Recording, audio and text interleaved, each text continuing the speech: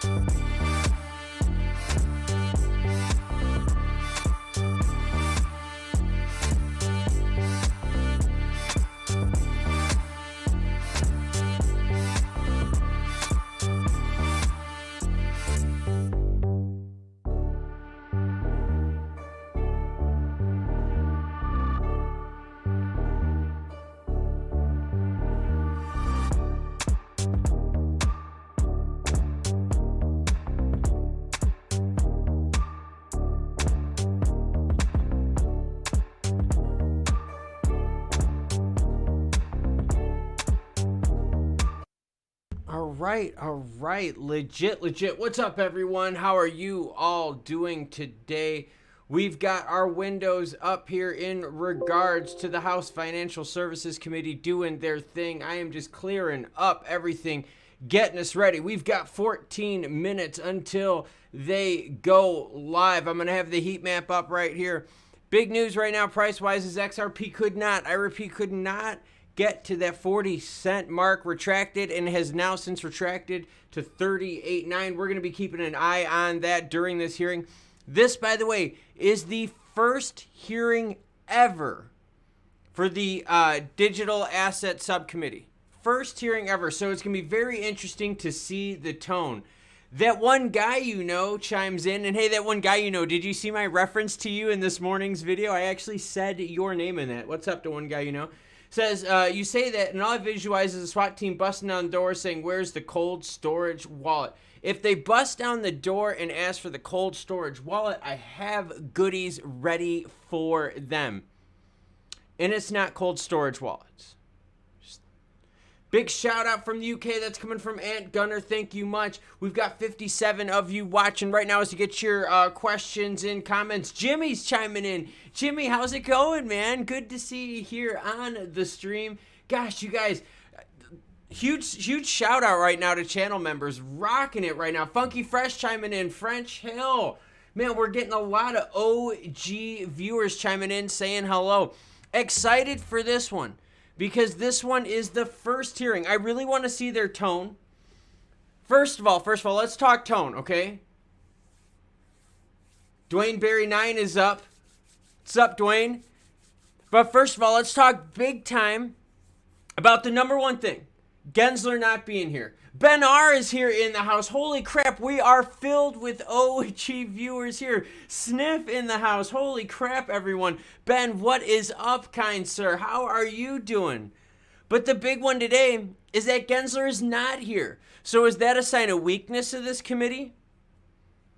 How strongly did they reach out to him? Robert's chiming in. What's up, Robert?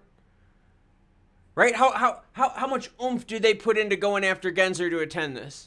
I mean, come on. The whole thing right now is called coincidence or coordinated. The administration's attack on the digital asset ecosystem. Come on. That is a straight legit call out to over-regulation. 0 calorie drink, Shadow Smith chiming in. 0 calorie drink, still dieting, training, doing good. I'm at let me check real quick. I can tell you guys right now. Hold up. I'm at 13,500 steps so far. We'll be hitting that 25,000 mark today. I guarantee you. It'll take me some time. Mike and Clownwords says hello from the UK again. Love from across the pond. Ben, on yesterday's stream, yesterday's was the House Financial Services Committee with Jerome Powell. You should have seen the domination from the UK. You should have seen the domination love across the pond. It was crazy. There were so many UK viewers watching. It was nuts. Jimmy letting us know that everything is good, staying updated. Thanks, Jimmy. Hopefully you're doing good with work, man. And hopefully you start seeing costs for some of your supplies to come down. I mean, I know insurance and all that's rough, man. So we feel for you. So thanks for chiming in and hanging out with us, Jimmy. But right now, Bitcoin under that 22,000 mark, down 4% right now, 21,087. Can we see Bitcoin breaking under 21 during this? Oh, and no worries, Ben, about missing it, man. No worries. It's just, this is now the third stream hearing this week. I knew this one was going to be the big one. No worries, my man, no worries. But we're paying attention to here. We're paying attention because we want to see what this meeting here, this first one is going to set the tone. We already brought up the big one that Gensler's not here. All right, so do we take points away from the committee? I don't know. I mean, it's quick to judge. But I realistically think Gensler should have been here. Unless, then maybe they should have called it something different. Either way, we've got Coinbase. We got Coinbase's chief legal officer, okay? Their CLO. That is awesome to have. Coinbase's chief legal officer is going to let us exactly know how much it sucks to deal with the SEC. That is the perfect person. If you didn't want Gary Gensler, right, on like the evil, bad guy side, you at least got Coinbase's CLO over on this side representing the side of good. So we got that coming for us. Look at that. Got love from down on under. How's it going, Craig? We got Mark chiming in as well. Henry J letting us know Tennessee rocking in. Michael O2 Gensler's chiming in saying, hey, Gensler is much of a use as a chocolate fire guard. Ooh, chocolate fire guard. Hey, no chocolate talk here, man. I'm doing good with my dieting. I'm being good. Come on, Michael.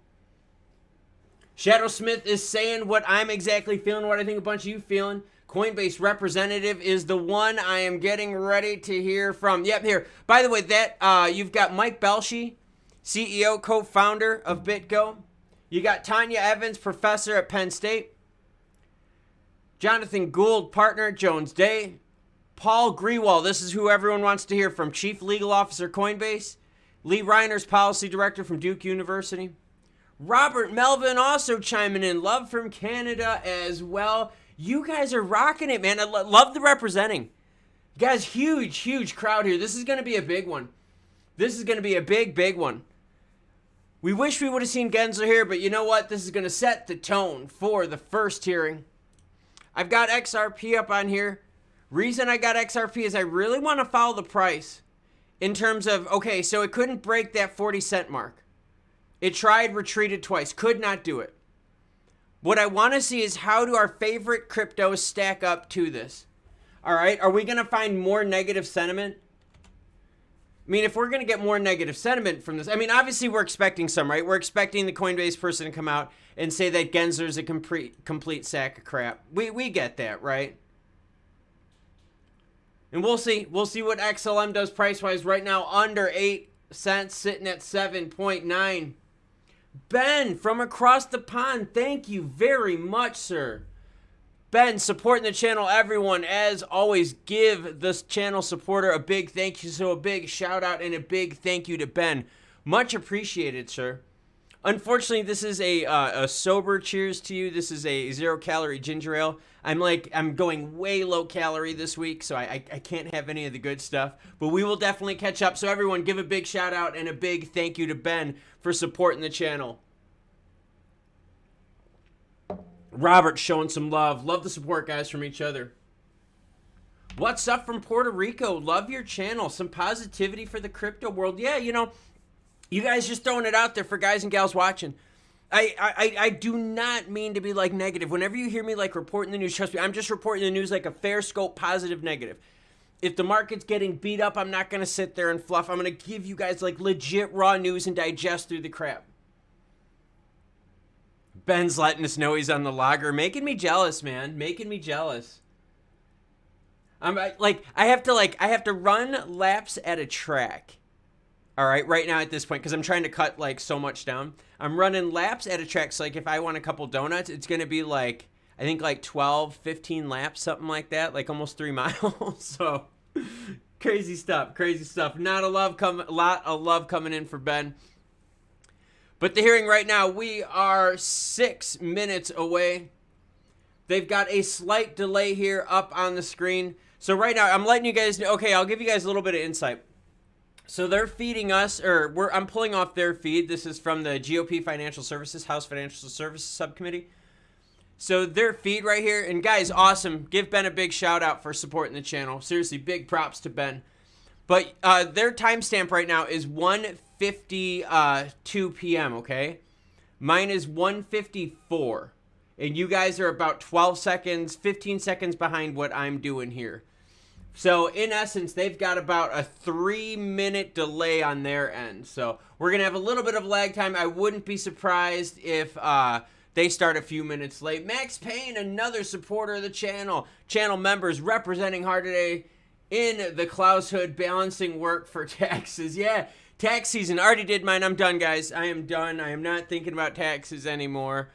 Right now, I'm in the process of just slowly getting the house ready, getting things to sell in maybe like the next year and a half or so.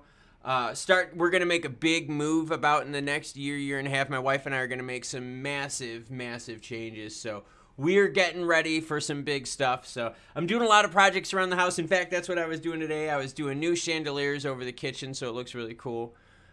Just a lot of stuff, a lot of projects, just getting things done, floor transition pieces. You guys know the deal. Ben says, thank you all, but thank Klaus for his hard work and dedication. He's helped us all through the hard times, kept me positive in times of doubt. Ben, dude, that's a two-way street, my man. Two-way street. Ben's picture that I got from Ben's brother, Ben made this possible and sent it to me. And the craziest thing was, Ben, straight up. So Ben sent me this picture. We got a couple minutes here.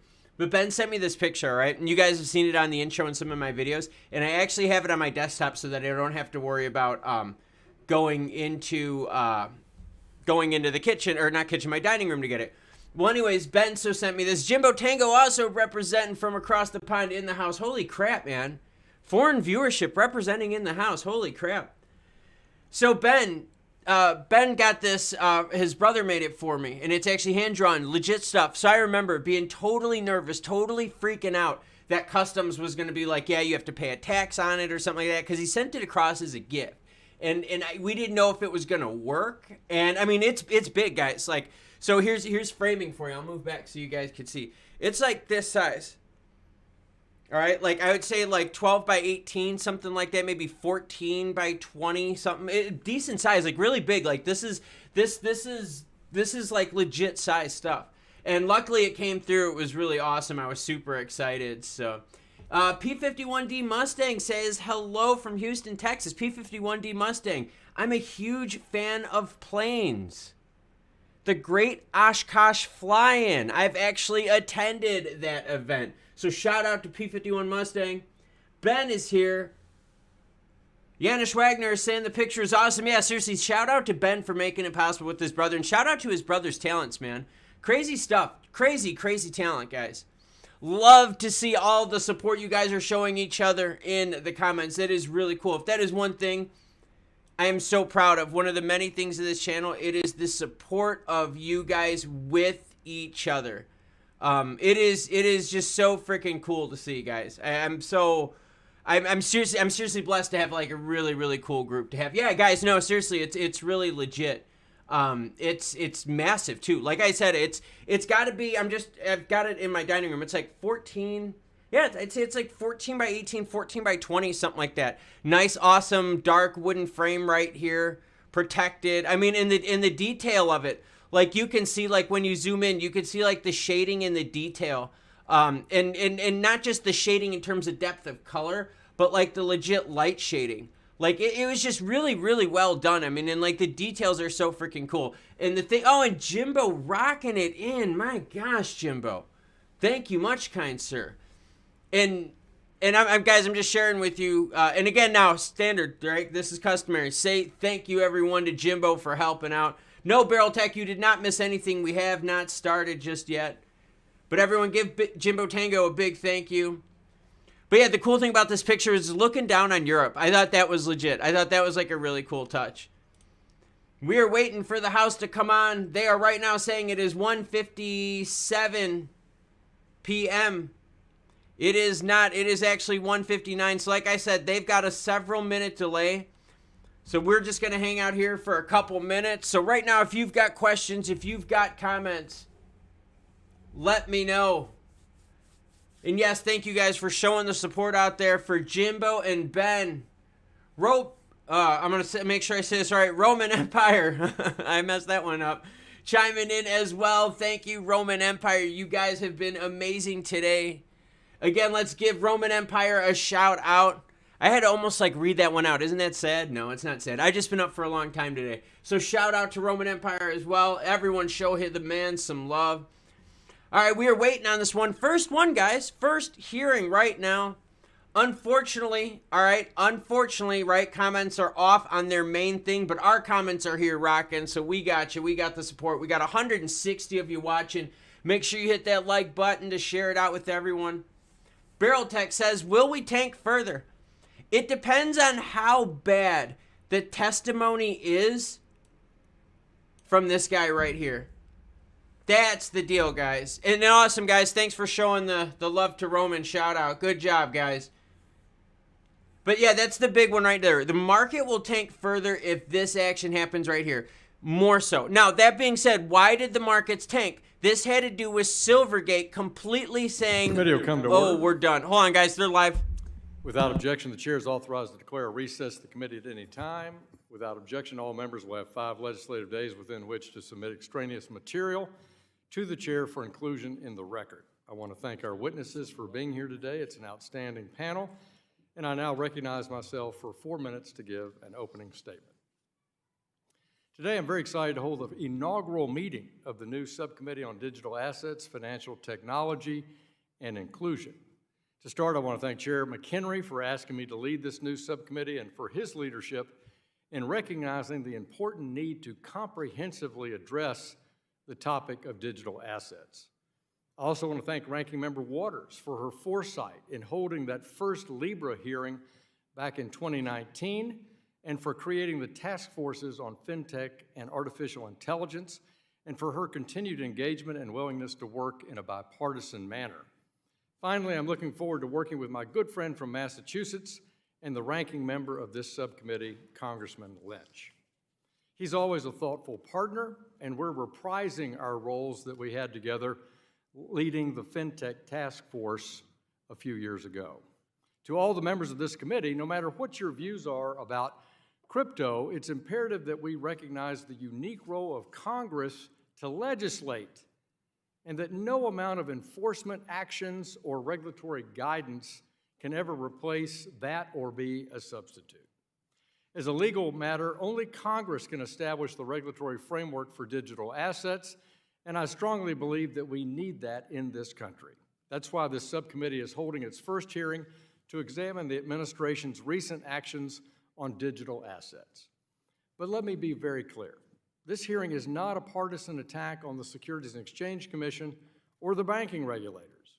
We will hold other hearings to discuss the comprehensive policies as well as the fraud and failure of FTX and Sam Bankman-Fried and the millions of people hurt by his dishonesty and scam.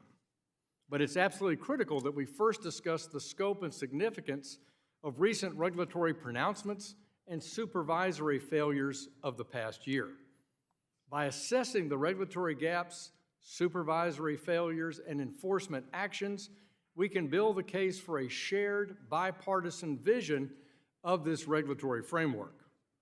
This shared goal is to protect investors, foster innovation, and ensure that America continues to lead rather than follow in this space. But by that means, Congress has to do the hard work of working across the aisle to reach a consensus and not just posturing or sticking our heads in the sand. That's why I was so glad to see Ranking Member Waters recently call on the Treasury, the Fed, the CFTC, and the SEC to get together with Congress and address digital asset regulation. We can't have the agencies trying to front-run the legislative branch.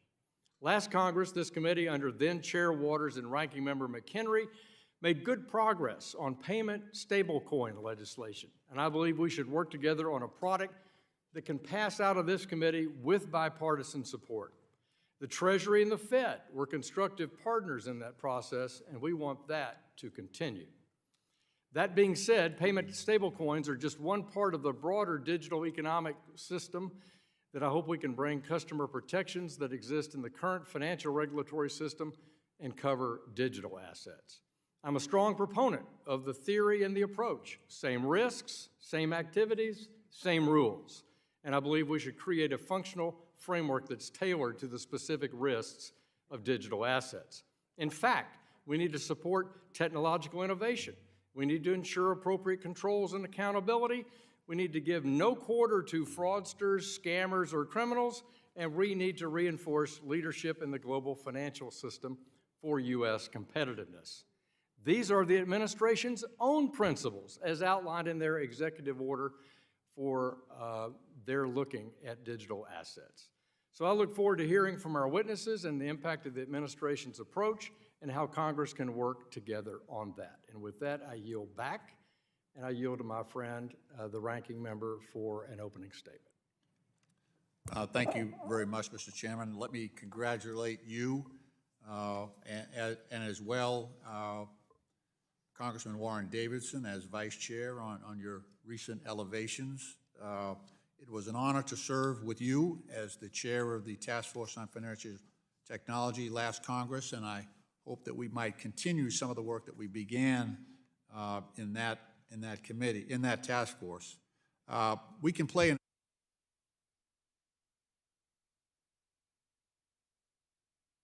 in which we can immediately find common ground. Innovation has the potential to increase the accessibility and lower costs of financial service products, but I am also likely to exercise some caution about the risk to consumer financial data, some of the hidden fees, the lack of transparency, the misleading marketing practices that were heretofore exercised in this industry. I plan to continue to voice those concerns in this Congress. I do remain optimistic in the potential for great innovation in financial services and the myriad possibilities of blockchain technology. Given the collapse of much of the crypto industry this year, including the recent news involving Silvergate Bank and the scrutiny over Binance's practices, I have some lingering concerns about the volatility and risks that crypto assets pose to consumers, particularly low-income and underrepresented communities. The collapse of Terra USD, Celsius, BlockFi, and FTX speak to the larger regulatory gaps in this space, including lack of corporate controls, inadequate liquidity or reserves, commingling of assets, and irresponsible practices. I do worry that these practices exist across the industries and are a result of insufficient oversight and lack of regulatory guidance. I commend the actions of our administration, the Biden administration, through its reports, guidance, and executive orders to thoughtfully examine the benefits and risks of crypto products. I also have concerns about the exposure of crypto companies to our traditional banking system. I'm encouraged to see that our prudential banking regulators are recommending caution. Yesterday's announcement about the liquidation of Silvergate Bank illustrates why we need a separation between crypto assets and the traditional banking system, and why the guidance from the Fed, OCC, and FDIC is needed. Prior to the collapse of the crypto industry, the hype was astounding. From celebrity endorsements to Super Bowl ads, companies sold crypto assets as revolutionary products that would transform our financial ecosystem. Crypto companies deliberately misled consumers about the risks of their products, some even going so far as to falsely claim that their products were FDI insured. it's clear that Congress must play a role in reining in some of these crypto companies. While I'm confident that my colleagues across the aisle agree that we need a legislative solution to the digital asset space, how we get there may pose a challenge.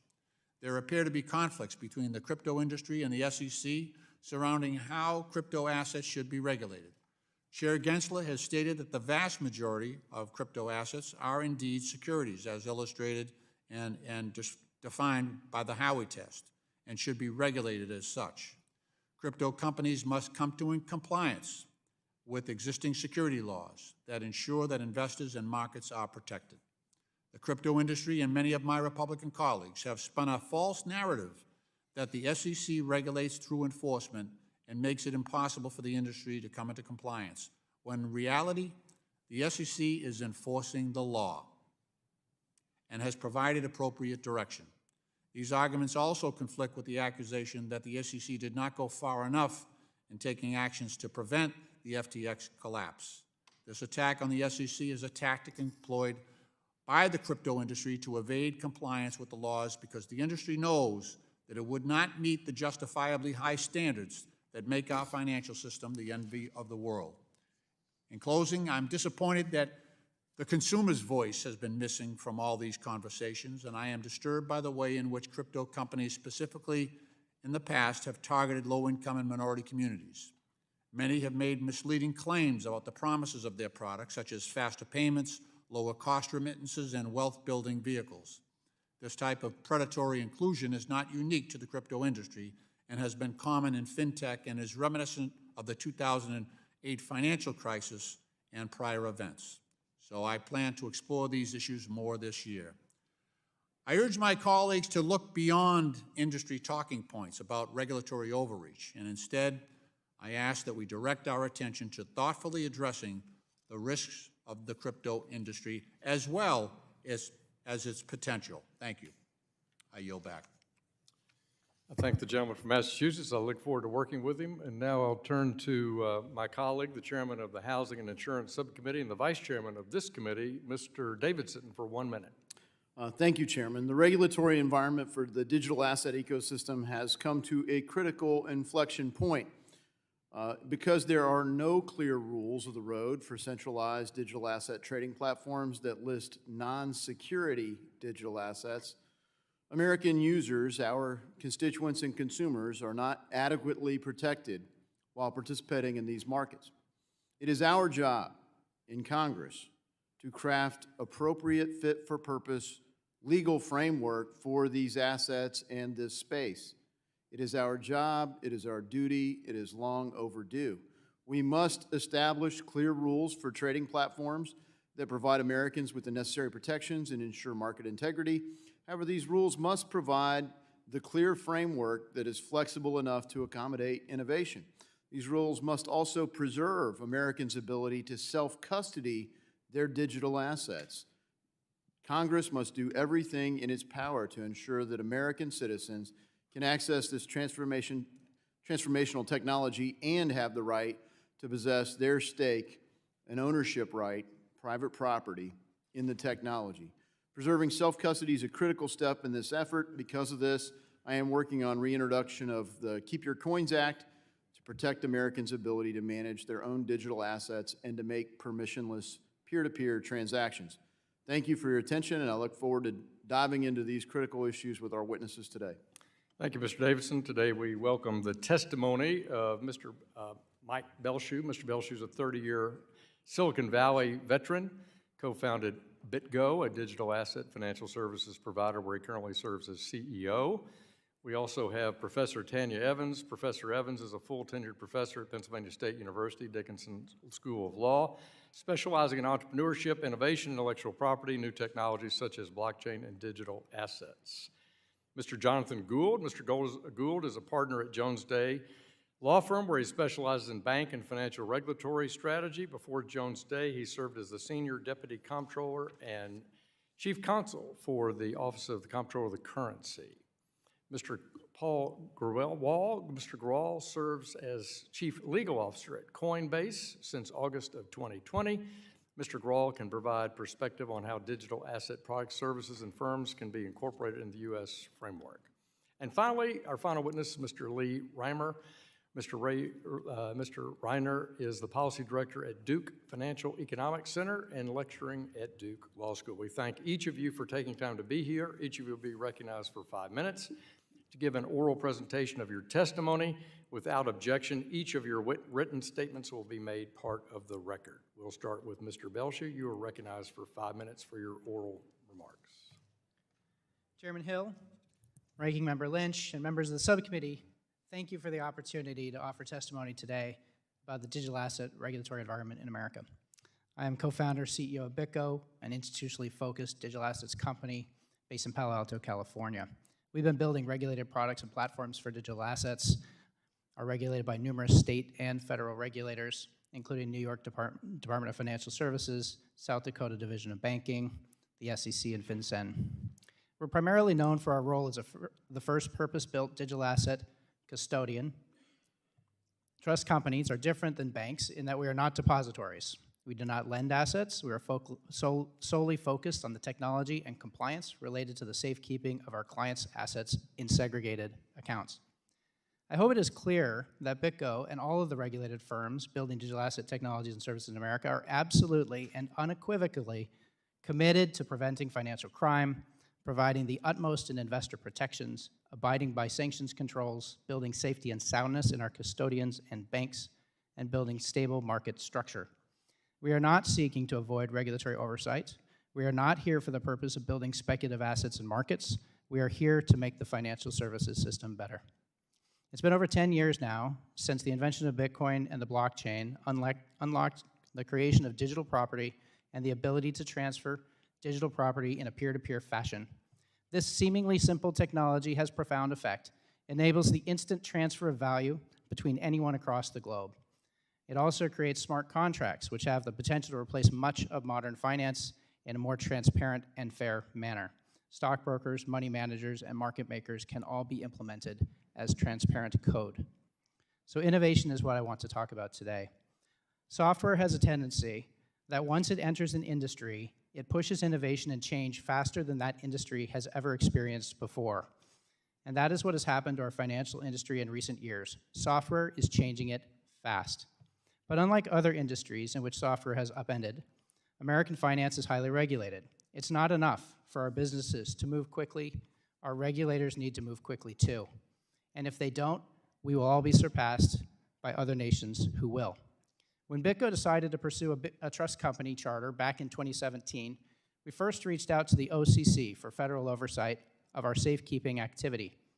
At the time, the OCC clearly stated that it would not allow a charter for any business in the digital asset space.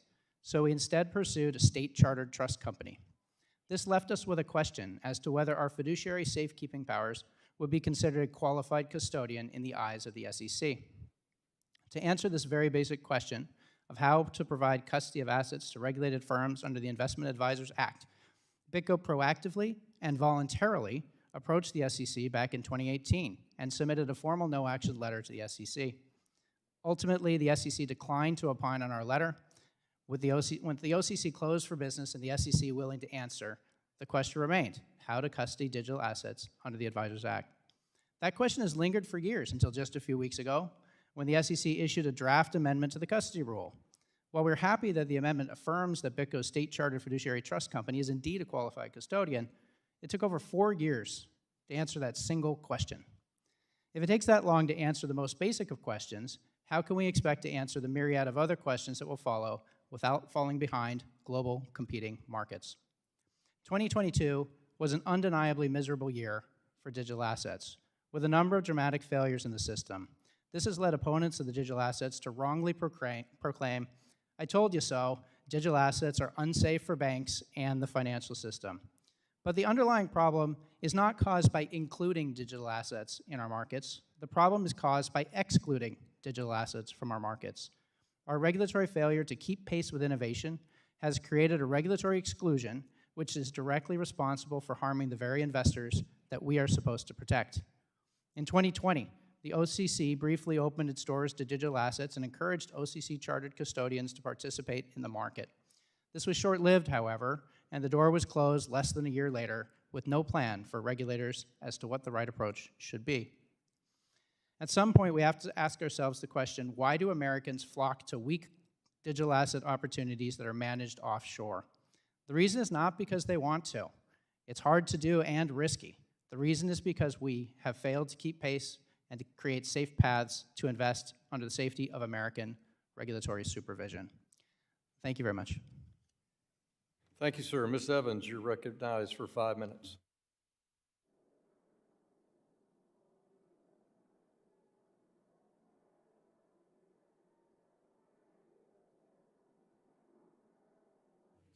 Stand by, we're working on a mic tech. Stand.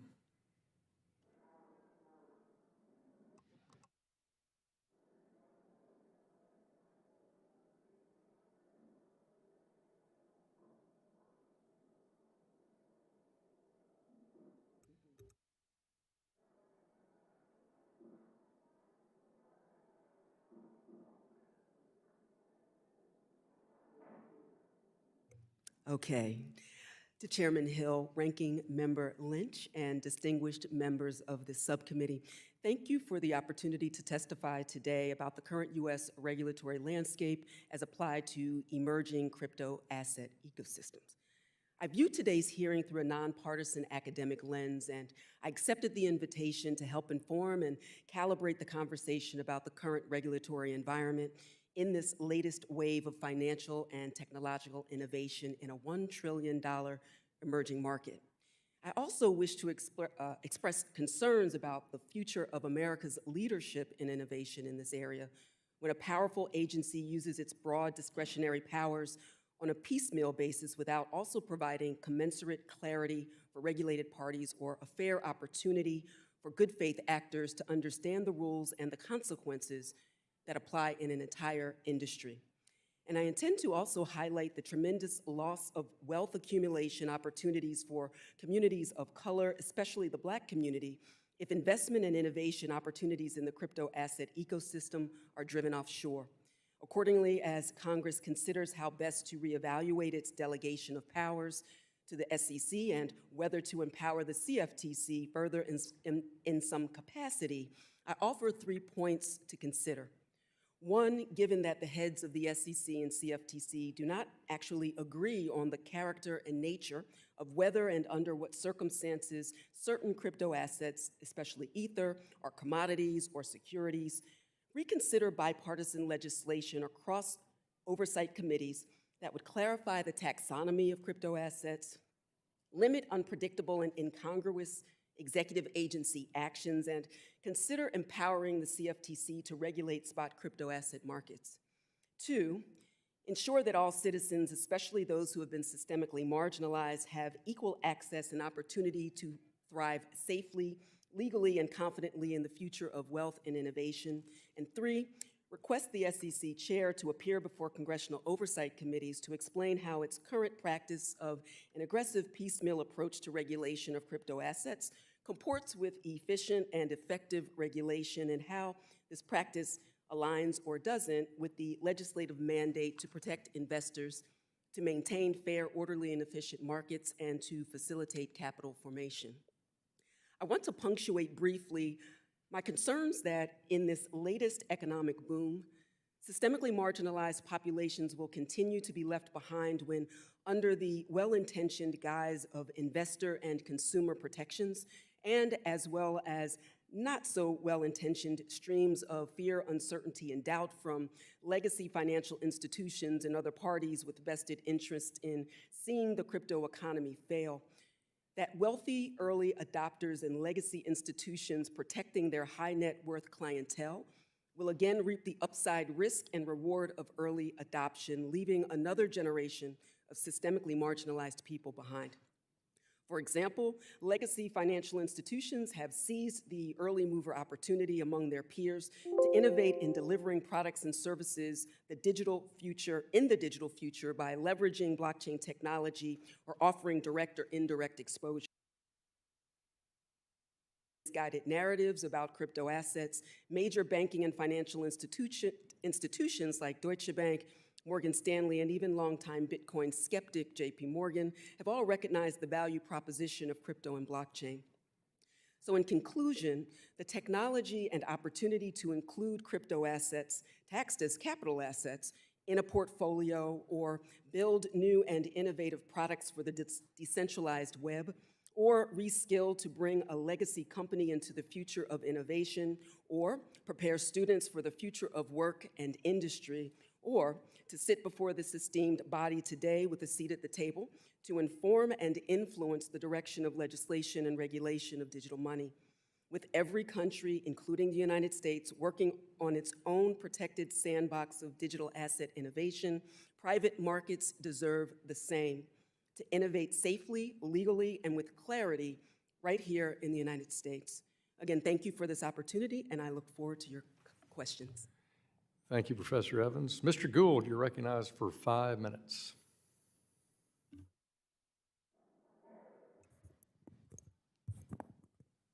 Chairman Hill, Ranking Member Lynch, and members of the subcommittee, thank you for the opportunity to discuss the administration's actions with respect to the digital asset ecosystem. I am speaking today solely in my personal capacity. I'm not speaking on behalf of any clients or of my law firm. My testimony is my own. Over the last 18 months, the federal banking agencies have issued a number of public guidance documents. This guidance has articulated agency concerns with risks associated with digital asset activities of banks, expressed their skepticism that many of these activities can be conducted in a safe and sound manner, and impose procedural barriers to their commencement. My written testimony summarizes these guidance documents. The pace and coordination of these issuances have increased this year, with 2 joint agency statements in as many months and an important policy statement from the Federal Reserve. As Congress considers the actions of the federal banking agencies, there are 3 attributes of bank supervision that I would like to highlight. First, bank supervision is by design confidential, particularized, and potent. Although the agency issuances I mentioned are public, their application is not. The confidential nature of the supervisory relationship facilitates the flow of information between bank and regulator, but it can also frustrate accountability and oversight. Second, safety and soundness, the primary lens through which these agency issuances are framed, in the goal of prudential regulators like the OCC, Federal Reserve, and FDIC, can be a subjective concept. Banking agencies have issued thousands of pages of public non-binding guidance detailing their interpretations of what safety and soundness means in a variety of contexts to help banks achieve it and to facilitate consistency in the agency's supervisory expectations and approach. Finally, although agency guidance is technically non-binding, banks rarely challenge or disregard it. The practical consequences of doing so can be significant in light of the supervisory process through which guidance is applied. Given these attributes of bank supervision, generalized and negative statements raising safety and soundness concerns about particular industry sectors must be made carefully, lest they be interpreted by the public or bank examiners as an outright prohibition. Anecdotal evidence suggests that agency actions over the last 18 months, while responsive to developments in the digital asset ecosystem, are indeed having a chilling effect on banks' practical ability to engage in digital asset activities, as well as their willingness to entertain or maintain digital asset entities as banking customers. Because of the confidential nature of the supervisory relationship, it is impossible for the public to assess the actual causal effect of these agency actions. There are several areas that would benefit from congressional attention. First, the agency's actions might be disproportionate, whether in nature or magnitude, to the risks posed by digital assets. Relatedly, the strategy to address the risks posed by digital assets may be less than optimal. Risk elimination strategies are often less effective over the long term than risk management strategies, as the former tend to push financial risk into less visible corners of the economy, where our ability to monitor and manage it can be challenging.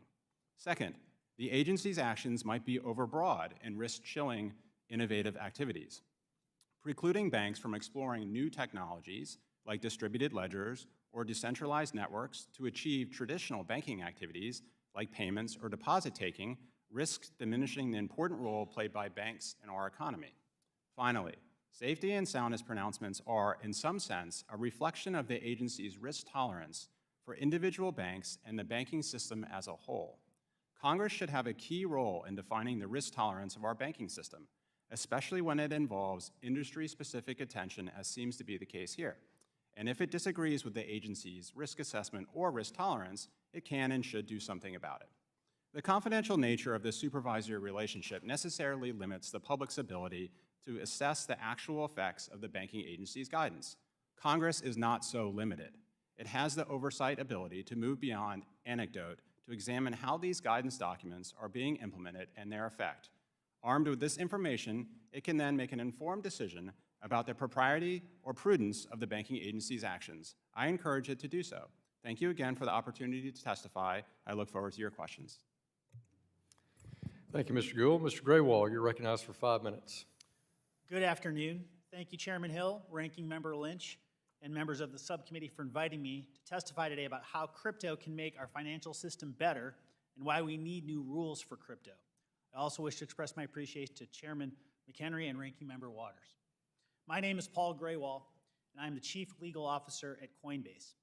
Coinbase was founded in 2012 with a mission to increase economic freedom in the world and to be the most trusted, secure, and compliant on-ramp to the crypto economy.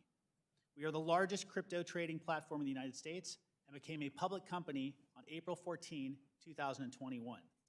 Our products enable tens of millions of consumers, institutions, and developers in the United States and more around the world to discover, transact, and engage with crypto and Web3 applications in a safe and reliable way. Today, I would like to share with you 3 points that underscore the urgent need for sound rules for crypto. First, we need to update our financial system, and the time to act is now. 80% of Americans believe the financial system is unfair, and 67% believes it needs a serious upgrade. Crypto, along with the blockchain technology that underpins it, should be part of the solution. With 20% of Americans holding crypto today, the American people are voting with their feet and their wallets. They want a financial system that is easier, faster, and more efficient.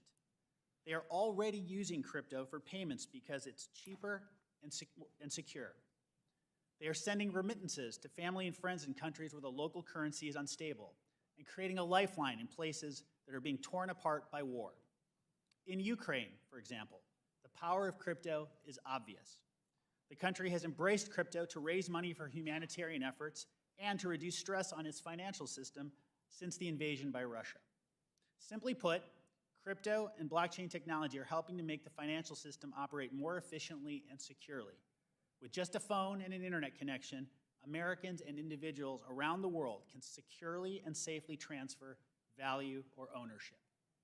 Second, if we fail to adopt rules that both permit and foster this next generation technology, the United States will lose its position as a global leader in finance. The rest of the world is not waiting for us. The European Union, the UK, Australia, Hong Kong, and Singapore, just to name a few, are putting in place regulatory frameworks that are creating high standards for crypto. America seems to be the only developed country dragging its feet. As other countries are bringing crypto safely into the regulatory perimeter, we should be doing the same. We should not be pushing it into the shadows and hoping it will simply go away. It will not go away. Crypto is built on a transformational technology that consumers want and innovators know can make our financial system better. This is a race to the top that the United States cannot afford to lose.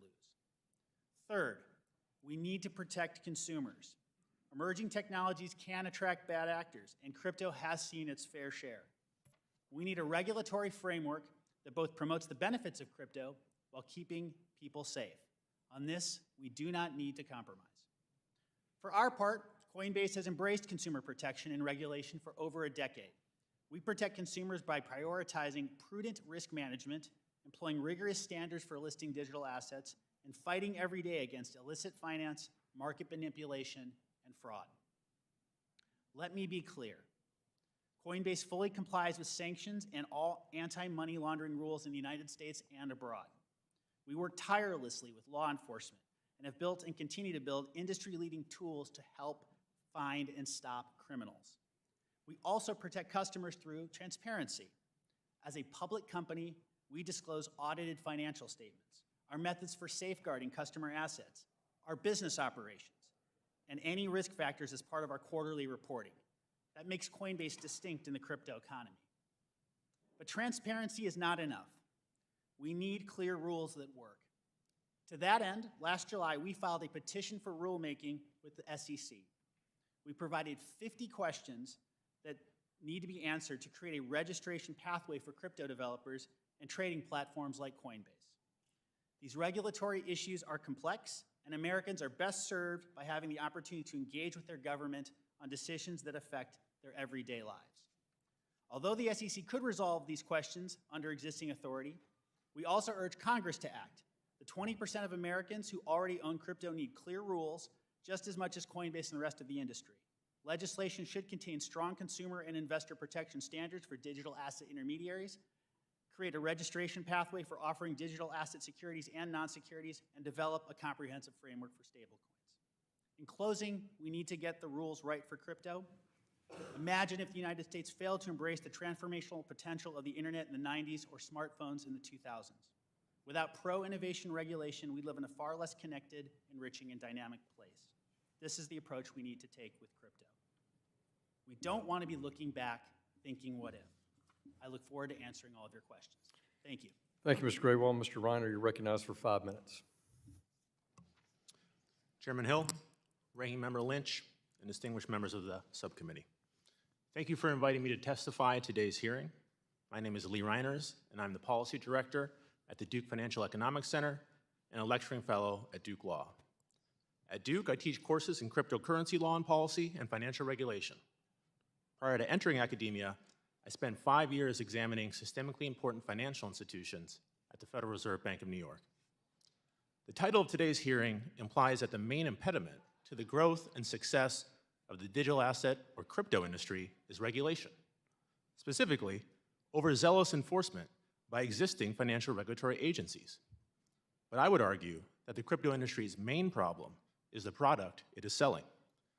Cryptocurrency is wholly unconnected to the productive purpose that defines finance, which is helping businesses, individuals, and governments raise, save, transmit, and use money for socially and economically useful ends. This leaves you with an asset class with no fundamentals that trades entirely on sentiment. In fact, I have repeatedly asked crypto proponents to explain their valuation methodology to me, and I have yet to receive a straight answer. Despite this inherent flaw with their product and the fragilities revealed by the implosion of FTX and multiple other crypto entities over the past year, the crypto industry wants us to believe that their salvation lies in Congress granting them, quote, regulatory clarity. But regulation is not some magical pixie dust you can sprinkle on an asset class and transform its fundamental essence. The truth is that the crypto industry wants the same thing as every industry that came before: light touch regulation and favorable taxation. Most of the crypto industry's ire is directed towards the SEC for simply doing its job. It is important to remember that Congress intentionally crafted our securities laws to be principles-based. In the seminal case, SEC versus Howey, the Supreme Court found that the term investment contract, quote, embodies a flexible rather than a static principle, one that is capable of adaptation to meet the countless and variable schemes devised by those who seek the use of the money of others on the promise of profits. Cryptocurrency and blockchain technology are simply the latest scheme deployed by those seeking to profit from other people's money. And despite the industry's claims, the SEC has been clear and consistent about crypto, dating to the chairmanship of Jay Clayton. Both Clayton and his successor, Gary Gensler, have said most cryptocurrencies are securities that need to be registered with the Commission. The SEC has also brought over 130 cryptocurrency-related enforcement actions, and they have yet to lose a single case. For any neutral observer, the law is very clear. The SEC is not a merit-based regulator. Anyone can raise money from the public, regardless of how bad the business idea may be, provided they register with the Commission and disclose the relevant risks to prospective investors. However, the entity must have something to disclose if they are to register. Imagine a corporation approached the SEC because it wanted to do an IPO of common stock, but the company had no cash flows or a credible plan to generate cash flows, no audited financial statements, and the stock it was selling conferred no legal rights on the purchaser. If the SEC told that corporation that it wasn't ready to sell to the public markets, would you say that the SEC is acting inappropriately? Incredibly, many token issuers and crypto firms who fit this example claim that the SEC is treating them unfairly. I applaud the SEC and other financial regulatory agencies for enforcing the law. However, more must be done. While I agree with Chairman Gensler that most cryptocurrencies are securities that are subject to registration and disclosure requirements, some cryptocurrencies are most likely commodities. While the CFTC regulates commodity derivatives, they do not regulate commodity spot markets. The practical effect of this structure is that cryptocurrency exchanges in the US are presently not regulated at the federal level. In my written testimony, I provide a detailed roadmap for how Congress can close this gap by carving out cryptocurrency from the definition of commodity in the Commodity Exchange Act and recognizing cryptocurrencies as securities under a special definition to the securities laws. This would give the SEC exclusive authority to regulate all aspects of the crypto industry. I realize that giving the SEC additional authority under its present leadership is unpalatable to some members of this committee. However, SEC chairs come and go. The American people are looking to Congress to exercise foresight in determining how to regulate the crypto industry for the long term. The SEC was endowed with a mandate to protect investors, and investor protections are sorely lacking in crypto markets. I appreciate the committee's focus on this crucial task, but it is worth noting that this is not a race. As you know, passing financial regulatory legislation is hard, and once in place, it tends not to change absent some future crisis. I look forward to working with you to make sure we get it right the first time. Thank you.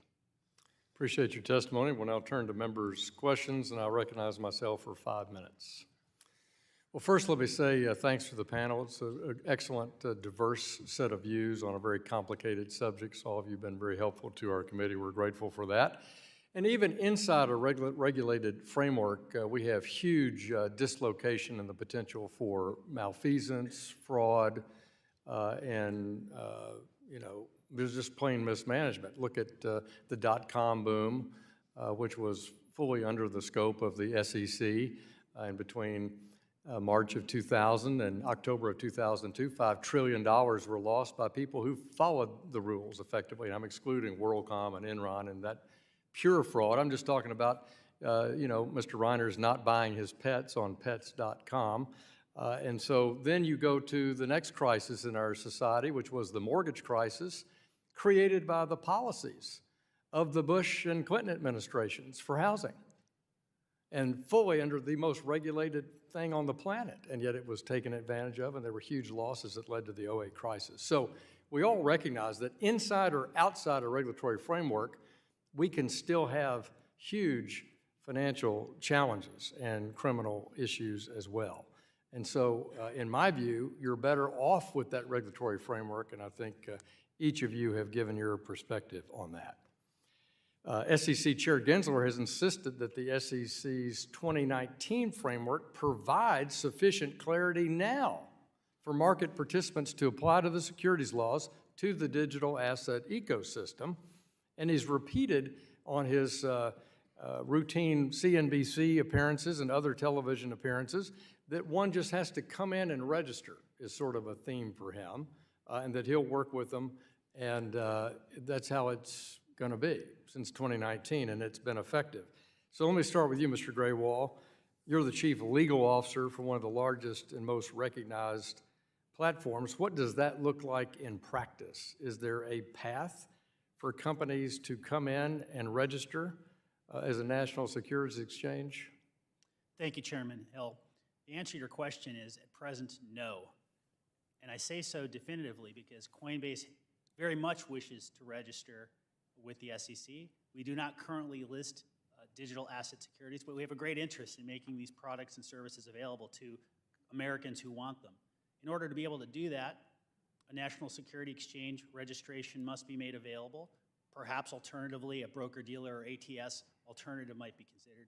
But in either case, we have not been able to successfully register with the SEC despite our best efforts and despite conversations with the Commission that go back now many, many months. Thank you for that. How about BitCo's experience, Mr. Belshe? How was your experience in come in and visit, and can you come in and register in your experience? As I mentioned in my testimony, we did visit the SEC all the way back in 2018. It's worth noting that this is not the current administration's SEC. This is the prior administration's SEC. So the problem is not any specific administration. It's actually systemic to just getting questions answered. The basic question of how should those covered by the Investment Advisors Act have custody obviously should be answered. Second point to note is the common problem around ruling by enforcement as opposed to ruling by direct answering of what is allowed and what's not. Recent enforcement actions around staking as a service left the entire industry confused. We can see in an enforcement action a long list of potential problems that the SEC might have with that particular product, but we can't tell exactly which parts of that were specifically problematic and if any of those parts of that service were acceptable behaviors. Thank you. Let me turn to Mr. Gould, switch subjects. I think that tells me that come in and register is not quite as straightforward as perhaps it's being presented by the commission. Mr. Gould, I'm looking at American Bankers Association statement for the record. Prudential regulators have instructed banks to proceed in the digital asset ecosystem with extreme caution, requiring advanced supervisory notice and formal approval. And yet it says banking agencies are not prohibited or discouraged from providing banking services to customers. That seems kind of contradictory to me. So you referenced risk elimination versus risk management. So as a former comptroller, how do you look at, how should the banking agencies look at that? Well, the way I think about safety and soundness guidance is that it provides a path, one path, to get to how to do the activity and perform the activity in a safe and sound manner. I think a lot of the guidance that we're seeing is more negatively phrased. It's focusing on kind of the risks associated, but it's not necessarily showing any kind of credible path to actually be able to perform whatever the activity is in a safe and sound manner. Thank you. My time's expired, and let me turn to the ranking member for 5 minutes. Thank you, Mr. Chairman. Mr. Reiners, we hear that that's been suggested that the come on in and register model doesn't work. Are there deeper reasons in your mind as to why these crypto firms are unwilling to come in and register with the SEC? Yeah, thank you, Congressman. So it's important to note that the crypto industry, despite knowing the rules, has willfully chosen to operate outside the regulatory perimeter. I think the main reason that they haven't come in and be registered is because it would be unprofitable for them to do so. When you look at crypto platforms or exchanges, how they're currently structured, that model is not allowed in traditional securities markets. You cannot be the broker, the exchange, the market maker, the clearing agent, the custodian. In some cases, they have venture arms that are investing in tokens that they end up listing. Hey, you can't do that. A national securities exchange has to make themselves open to registered broker-dealers. Okay, so the reason that they're not coming in and registering is because it'd be unprofitable for them to do so, and they're trying to convince you and the public that the SEC is acting unfairly and arbitrarily when they're making a deliberate choice. Let me go to that point. So as you mentioned, both the former chair, Jay Clayton, and the current chair, Mr. Gensler, have both taken basically the exact same position with respect to cryptocurrencies. They classify them as, well, most of them, the vast majority of them, as securities. So there's been no difference in terms of Mr. Clayton's position, appointed by a Republican administration, and Mr. Gensler, who was appointed by President Biden.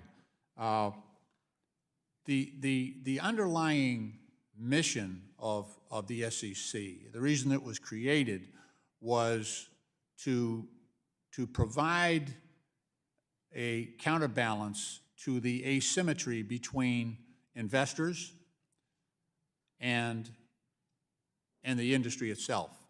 There was an asymmetry of information and knowledge, expertise between a customer or an investor and the seller of that securities, which is what triggers the whole requirement for disclosure. From my own experience in trying to investigate some of these cryptocurrencies and stable coins, sometimes it's nothing more than a very, very technical, and I have an engineering degree, but very technical white paper, and that is it. That is it for the average person who wants to invest in some of these products. Following the collapse of FTX, a lot of the crypto players attempted to distance themselves by claiming that FTX was the bad apple. But up until that point, up until their collapse, they were actually sort of the model. They were actually an industry leader. And I'm just wondering if you share the concerns or could speak to the potential future risks that can occur in this space if this activity continues to go unregulated. FTX was just one of many bad apples, so I would suggest that the entire industry is rotten, frankly. And we're going to see more unless we bring this industry inside the regulatory perimeter.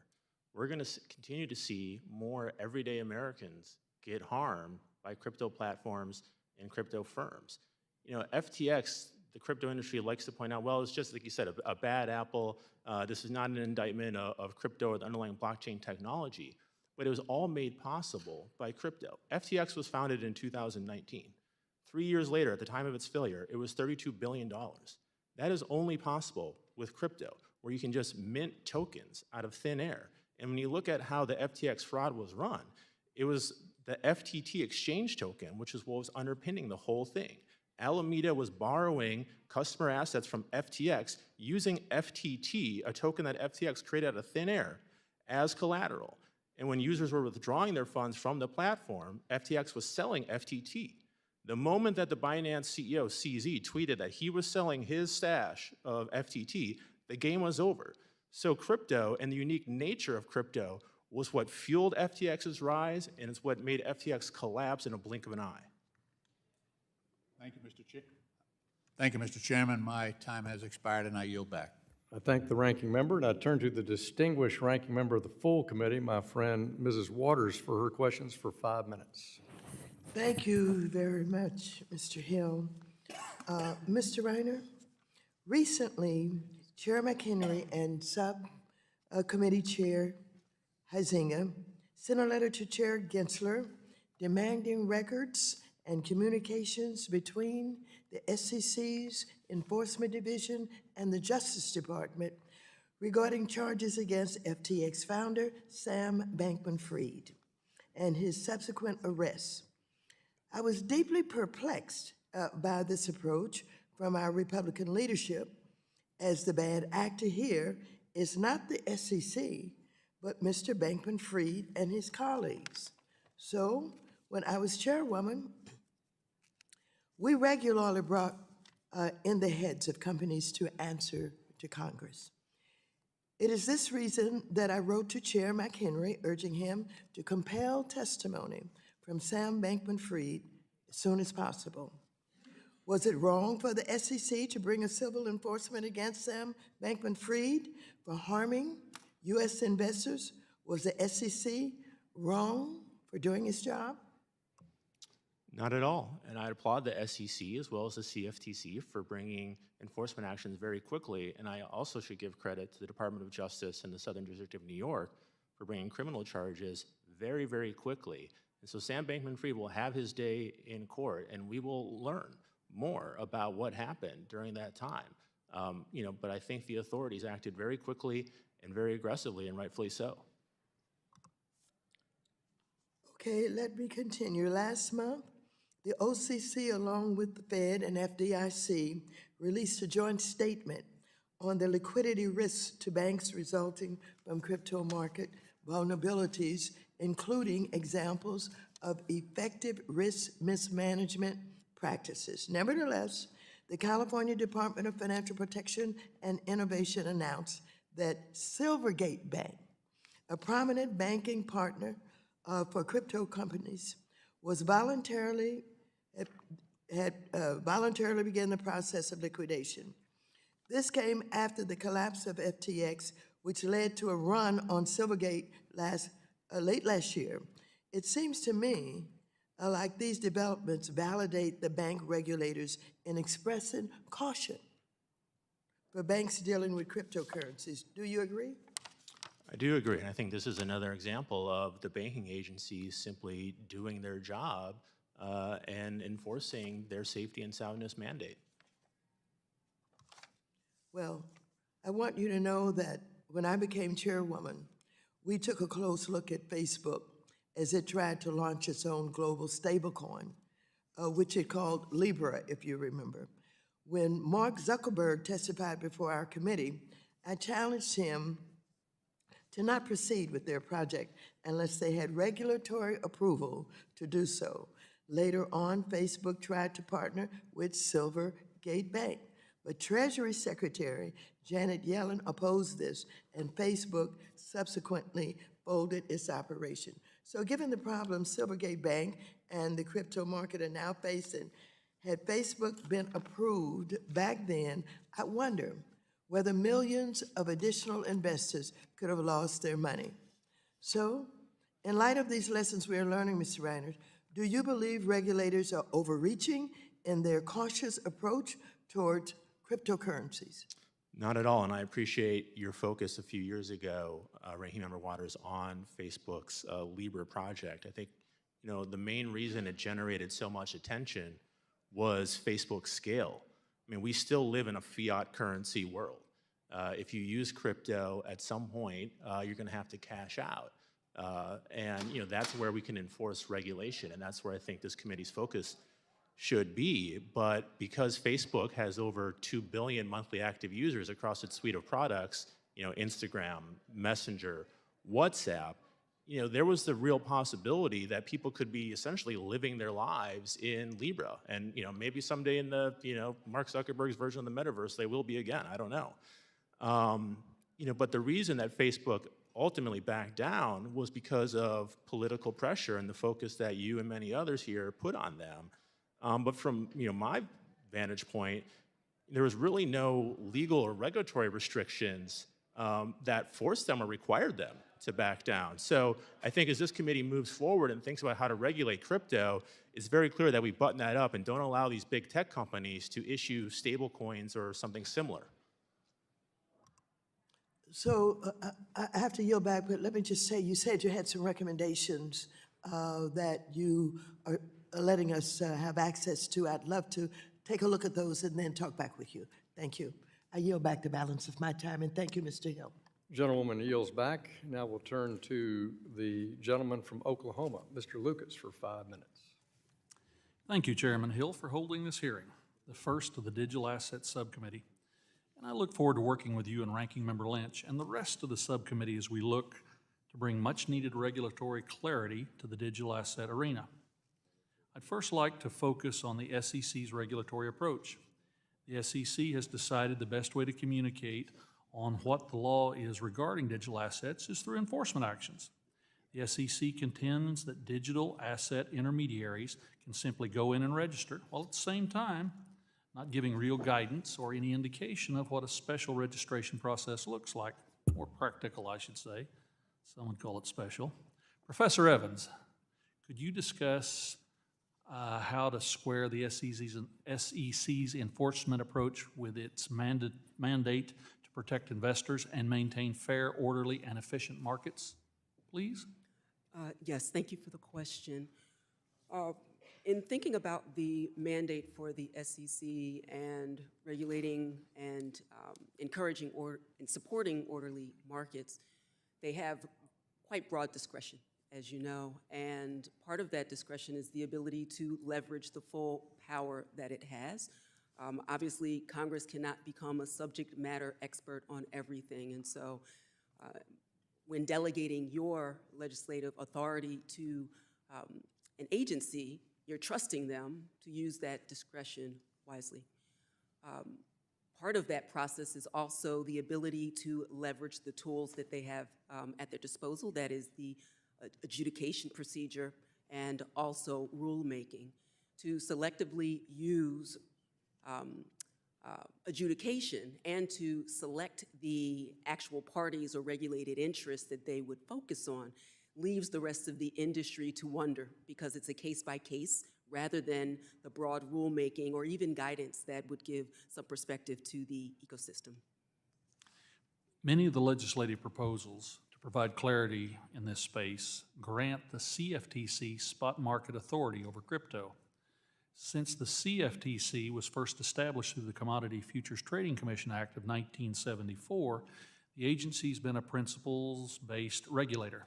This flexibility, principles-based approach is fundamental to the CFTC's regulatory framework, which enables it to be an innovative and proactive regulator. Now, with that said, the jurisdiction over the spot market authority deserves a robust conversation around what is best for investors, consumers, and even the agencies. Mr. Grewal, could you share your thoughts on where spot market authority for crypto assets should belong? Thank you very much, Congressman. You are correct in identifying that spot market authority for crypto assets currently represents a gap in the overall legislative landscape. We would certainly support any legislation which made clear that the CFTC had such authority in order to enforce and establish those principles which are appropriate for the spot market. Professor Evans, would you like to tackle this question as well? There is a clear gap and a concerning one when you think of the nature of programmable currency that can change form from commodity to security during the life cycle of a currency, to be sure. So ensuring that there is no gap between derivatives markets on the commodity side and the securities market is critical. Yesterday, after months of uncertainty, a major lender in the crypto industry, Silvergate, announced it would be winding down and liquidating its bank. Mr. Grewal, there is real anxiety about crypto market downturns, like we're currently experiencing, having an impact on the traditional financial sector. Can you speak to this concern? Congressman, I appreciate the question. The concern is real and important, and of course legitimate. With respect to Silvergate, we were certainly made aware, as was the rest of the market, that it had made the voluntary decision to wind down operations this week. Prior to this, Coinbase executed on a longstanding plan for the orderly disposition of corporate and customer funds, and so we have no particular exposure to that bank at present. But the issue generally of crypto firms and exposure to banks which may be at risk is an important one. We think transparency offers the solution here. It's very, very important for investors and for market regulators to understand what these risks are, what exposure individual firms may have, and of course, most importantly, for firms to have prudent risk management plans in place so that in the event of a failure, a wind down, or anything else, customer funds are always kept safe. And that's exactly what we think could happen as part of not only legislation, but regulatory oversight pursuant to rulemaking. My time has expired. Thank you, Mr. Chairman. Thank you, Mr. Lucas. Now we have the distinguished ranking member of the Financial Institutions Subcommittee, my friend, Dr. Foster. 5 minutes. Thank you, Mr. Chair, and to our witnesses. A little more than a year ago, when we had Sam Bankman-Fried and various crypto luminaries in front of this committee, I asked them what I considered the foundational question about crypto assets, which is that if we wish to prevent crypto assets from being used for ransomware, if we wish to prevent wash trades and other market manipulation, is there any alternative to having every crypto transaction ultimately associated with a traceable legal identity issued by a country with which we have extradition treaties? And their answer at the time was no, that this was necessary, that if either you're going to have self-custody and if you're going to allow self-custody and permissionless transactions, you will have ransomware and you won't be able to prevent wash trades. Has anything changed in the last year? Is there a magic technology that would allow us to prevent crypto assets from being used for ransomware and so on, that doesn't rely on having ultimately a traceable legal identity, a license plate, if you will, on every crypto wallet? Just for the record, no one volunteered such a magic technology. Yeah. Oh, are you aware of one? Yeah. I'm not aware, other than if you have every country in the world comply with the guidance put out by the Financial Action Task Force, FATF, around preventing crypto for being used by money launderers, ransomware hackers and whatnot. But we know that's not happening. And when it comes to ransomware, really all roads lead to Russia. I think Chainalysis has said that over 70% of ransomware proceeds ultimately get cashed out in Russia. And certainly OFAC has ramped up its designation activity when it comes to those Russian-based exchanges. But again, it's very easy to open a new one. So unfortunately, Yeah, that's no. right. Well, it's the lack of a legally traceable identity from a country that we have extradition treaties. That's where the rubber hits the road on this. So it's interesting that hasn't changed.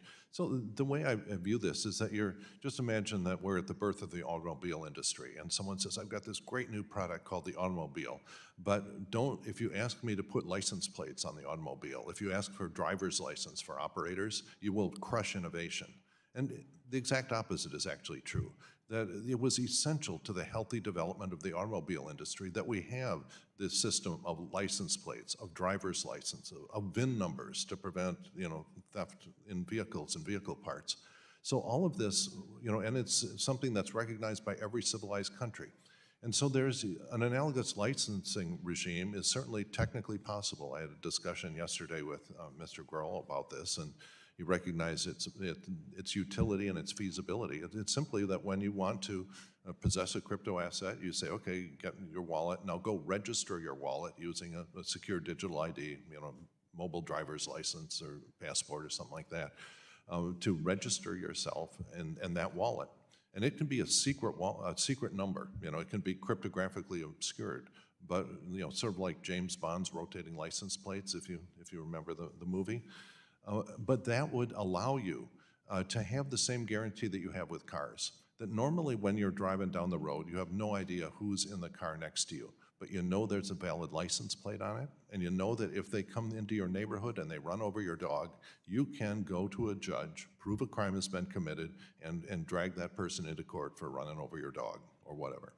And so this has been essential to, it would be completely unacceptable to live in a world where automobiles could drive through your neighborhood or cross international borders with unlicensed operators and unlicensed cars. And so this is the essential thing that has to be provided for the healthy development of the crypto industry.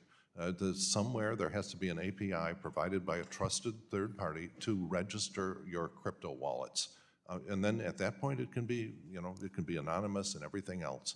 But that's, I think, the essential ingredient that we have to come to terms with, and where I hope this Congress eventually settles as the only way to prevent these from being used for ransomware, market manipulation, you name it. Does anyone have thoughts on this? Well, I'll start with Mr. Grewal. You've had 18 hours to think about this concept.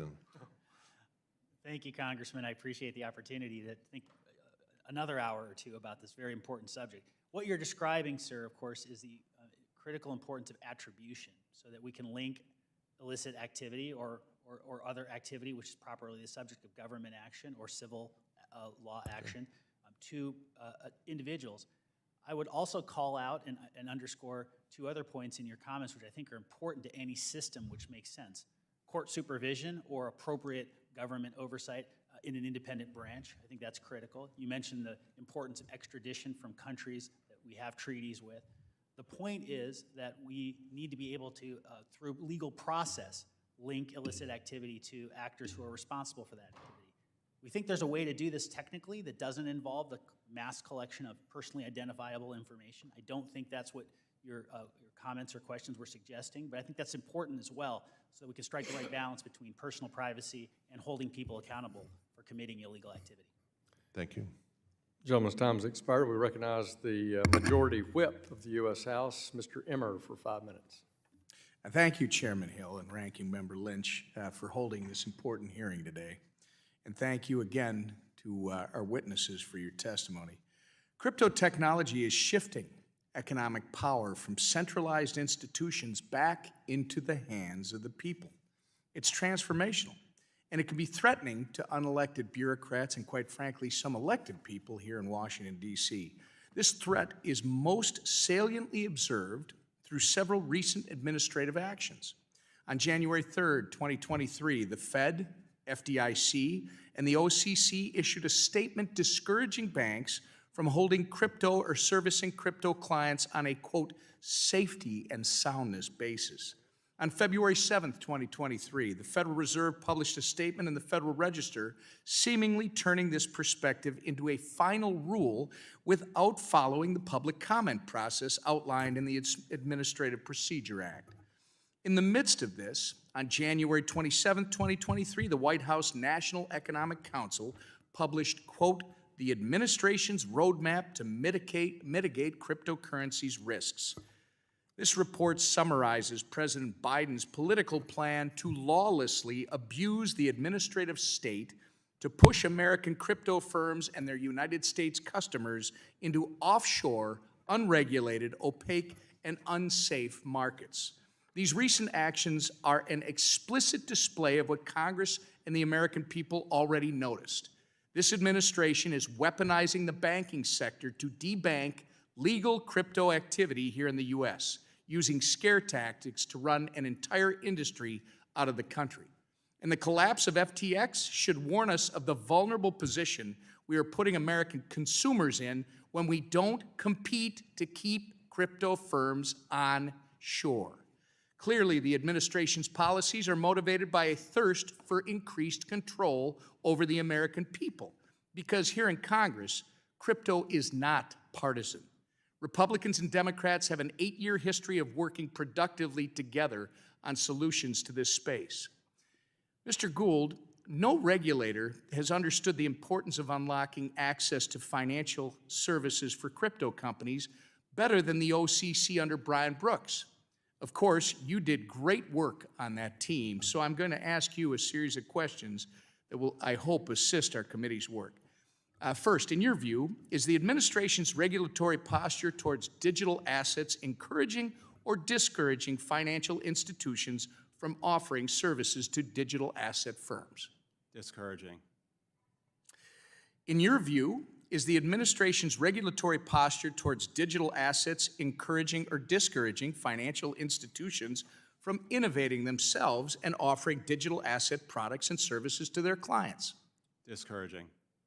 As it concerns innovation and consumers, what is the potential impact of the administration's negative, wide-ranging statements on safety and soundness with financial institutions engaging in digital asset activities?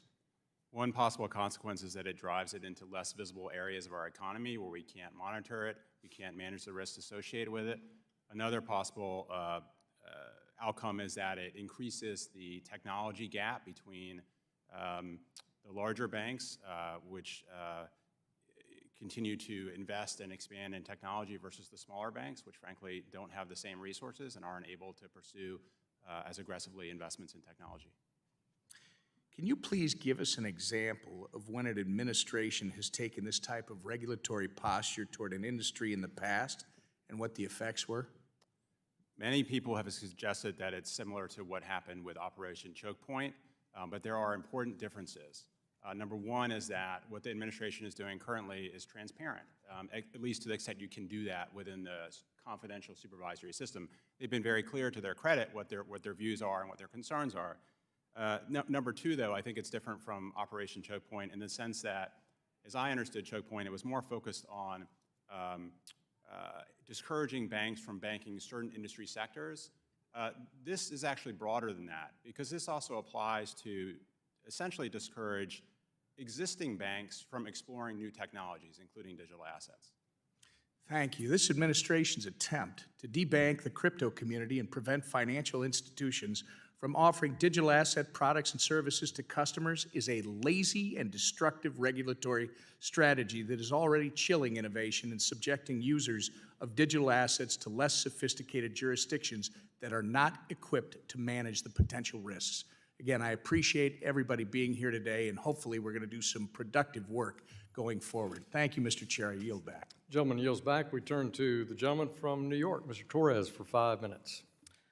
Thank you, Mr. Chair. The lesson learned from the FTX collapse is that companies like FTX, offshore, deregulated, centralized, over-leveraged companies, have the highest risk of losing customer funds and defrauding their customers. My first question is for Mr. Belshe regarding the enforcement priorities of the SEC. Is the SEC prioritizing enforcement actions against the worst actors like FTX, the offshore, deregulated, over-leveraged, centralized actors, or is the SEC taking action against companies that are the opposite of FTX, onshore regulated companies? I'm not aware of any actions that the SEC took against FTX or Sam Bankman-Fried prior to its collapse.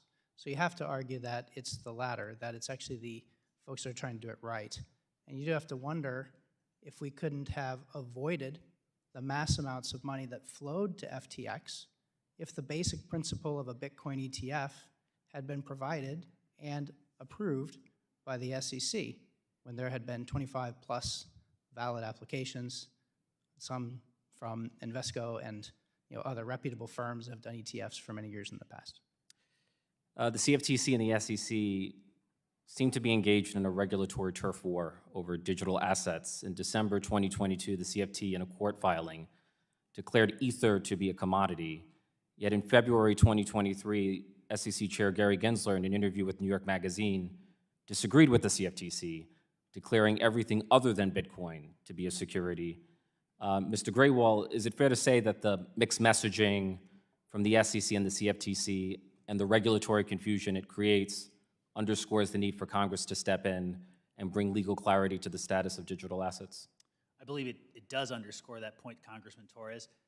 As you point out, if the chairs of two of the most important regulators applicable to our industry and to this part of the economy can't agree on the security status of one particular token, that obviously speaks to the challenge for anyone else looking to stay on the right side of the rules and make proper determinations that are in accordance with legal expectations. So that is a long way of saying yes, sir. Bloomberg opinion writer Matt Levine, who's no crypto cheerleader, made the following observation about the SEC's approach to regulating crypto, quote, "The SEC is being ruthless and creative about exploiting legal provisions to expand its powers, and the industry seems to be playing catch-up. What Mr. Levine describes as Mr. Gensler's creative use of his authority led him to declare Ether as a security and stablecoin as a security, even though neither one clearly constitutes a security under the Howey test. The Howey test has 4 criteria, as I understand it: an investment of money in a common enterprise with the expectation of profit to be derived from the efforts of others. When it comes to a stablecoin, one might wonder, where is the expectation of profit? If I buy a stablecoin pegged to the US dollar, I'm not buying it because I expect a profit. I'm buying it in order to use that stablecoin as a digital dollar on the blockchain. Is that a fair assessment, or am I missing something, Mr. Grewal?" I think that is a fair assessment, Congressman Torres. It is absolutely the case that USD-backed stablecoins, such as those that you describe, come with no expectations of profit. There may be other problems with the Howey test, but of course, that one fatal flaw renders it anything but a security. And Mr. Belshe, when it comes to Ether, like, where's the centralization? What's the central entity from whose efforts I, as an investor, would expect to derive profits with respect to a decentralized asset like Ether? I think the determinations for this will, have to be argued kind of from both sides. It shows that decentralization is something that forms over time. It shows that the determination of these assets is clearly not clear at all. Perhaps Bitcoin, when it was started by one guy, was centralized. And yet today, no one argues that it's centralized.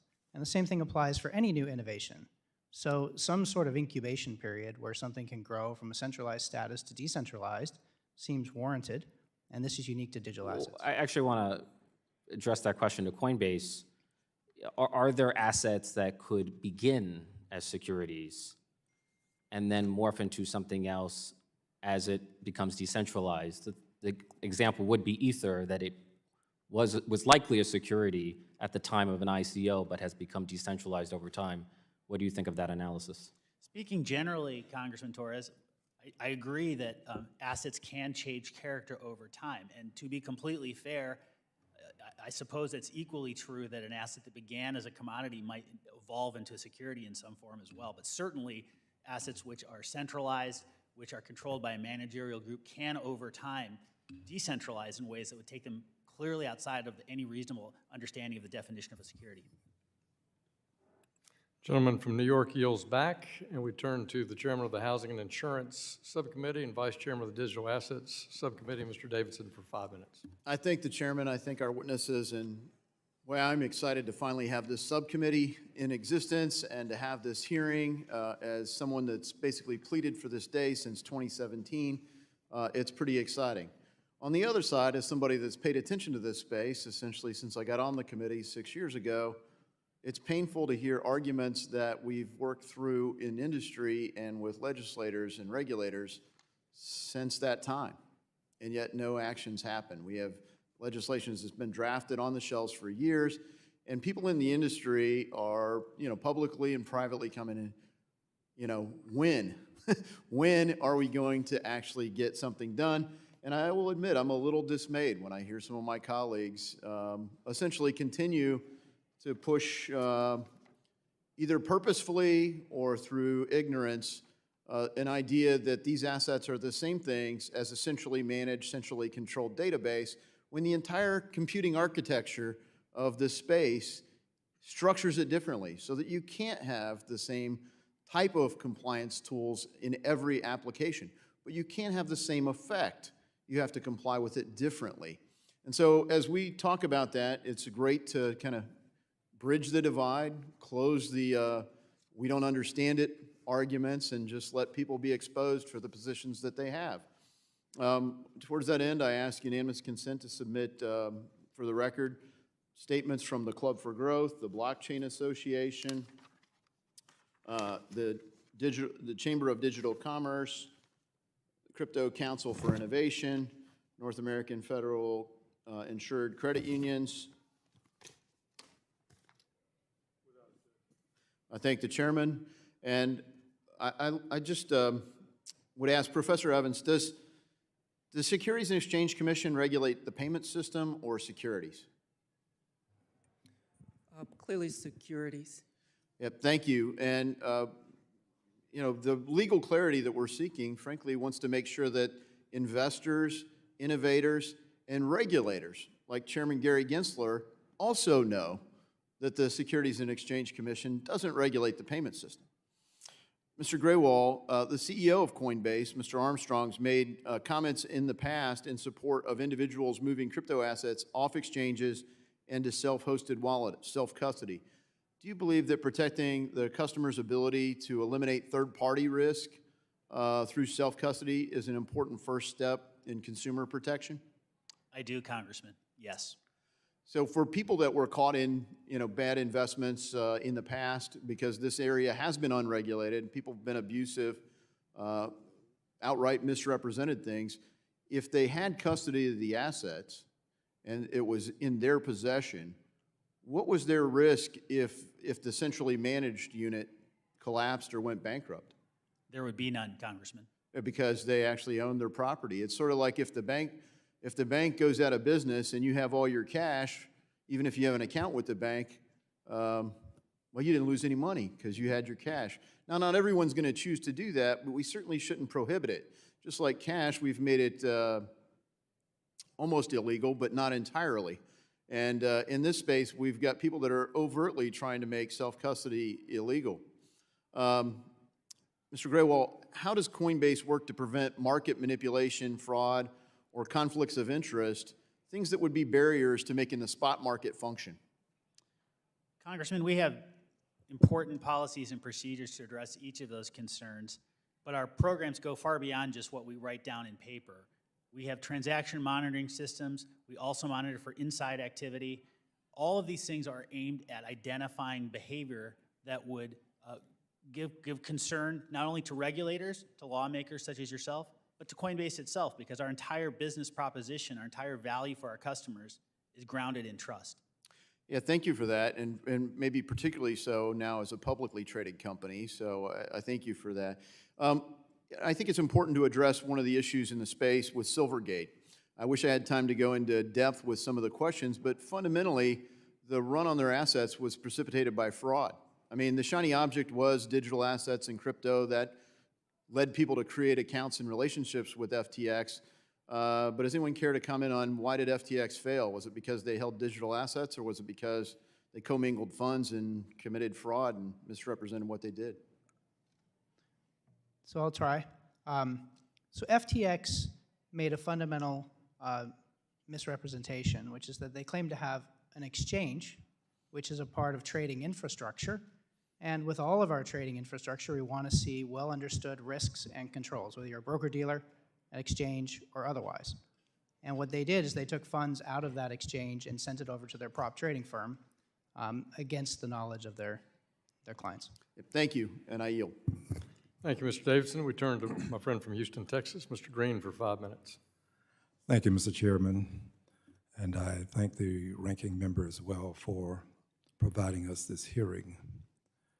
Friends, I was here when Bernie Madoff made off. Need I say more? Now we have FTX. I'm really concerned about the investors. I appreciate a desire to innovate, but all innovation isn't positive. Credit default swaps were an innovation that proved to be quite detrimental. Mr. Reiner, you've iterated previously on this topic, but what do we need to do to protect investors? Thank you, Congressman Green. So to protect investors in crypto, you simply need to impose the same standards and safeguards that have long been present in traditional securities markets. You have to have segregation of customer assets from firm assets. You have to have adequate disclosure so that investors can make informed decisions about how to risk their capital. You have to have these firms produce audited financial statements, not proof of reserves. You have to have prohibitions on conflict of interest. You can't allow these firms to front run their own customers is what's happening currently in crypto markets. So, I mean, this is not rocket science. You know, the blueprint is there. It's just a matter of, you know, Congress clarifying once and for all that one agency, I prefer to be the SEC because they were created to protect investors. The CFTC does not have an investor protection mandate. Okay, and the markets that the CFTC oversees, commodity derivatives markets, are principally made up of large, sophisticated institutional investors. They don't have a long history of protecting retail markets. So it's not that complicated. We figured it out. Generally speaking, of course, there's going to be frauds from time to time, just like Bernie Madoff. You know, but the recipe is there.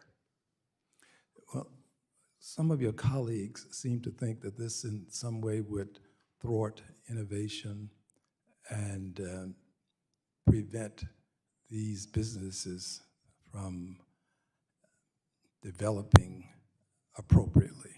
What is your retort? Well, of course, I reject that premise. You know, U.S. capital markets are the envy of the world. And there's a variety of reasons for that, but one of them is that we have a robust regulatory environment, that you can deploy your capital here with adequate information, that you have legal remedies available to you. So for the crypto industry to benefit long-term, it's going to need those same guardrails. Obviously, there's a massive trust deficit right now with crypto. The average American just doesn't trust it, and rightfully so. So for this industry to succeed long-term, and you know, people can disagree with me on the underlying utility and merits of crypto, but I still think we can agree on the need for there to be a robust regulatory environment, because that will allow users to trust it and know that they have protections, and the industry will, you know, benefit, you know, perhaps over the long term. But absent those guardrails, you know, people are going to continue not to trust crypto, and it'll sort of be the plaything of, you know, technologically sophisticated individuals. Well, thank you. Just a closing comment. I was somewhat amazed recently when I pulled up to a service station in a neighborhood wherein most of the people are wage earners, probably not sophisticated investors. And there was a Bitcoin ATM readily available. I really am concerned about people who assume that regulations exist that do not, that they are protected when they are not. It causes me consternation. And I'm not getting a great sense of belief that the industry is as interested in the investors as they are in making profits. I yield back the balance of my time. Gentleman yields back, and Mr. Rose of Tennessee is recognized for 5 minutes. Thank you, Chairman Hill and Ranking Member Lynch, for holding this hearing, and thanks to our witnesses for taking time to be with us today and sharing your expertise. I want to dive right in. Mr. Grewal, will you describe the existing, and this is a broad question, I know, but will you describe the existing regulatory structures for digital asset trading platforms and discuss the current authorities of the SEC and the CFTC when it comes to regulating digital asset trading platforms? Thank you, Congressman. I can certainly speak to that issue with respect to Coinbase's own experience as a platform that is regulated here in the United States. Just to give you some sense of the scope of our oversight, we have something like 45 money transmission licenses across the United States. We are also licensed as a bit licensee under New York law. At the federal level, we have a registered DCM, and we are seeking to register an FCM with the CFTC. We are also registered as a money services business, an MSB, with FinCEN as part of the Department of Treasury. Even within the SEC, we actually have registered broker-dealers, 2 of them, I believe, but we're not able to do anything with them because there are no digital asset securities that are currently available for listing. So that is the broad landscape that we currently face. What we do not have, though, is a viable path for registration, either as a national securities exchange or as a broker-dealer ATS with the SEC. And that is, I think, an important part of the gap that we believe legislation could help fill. Thank you.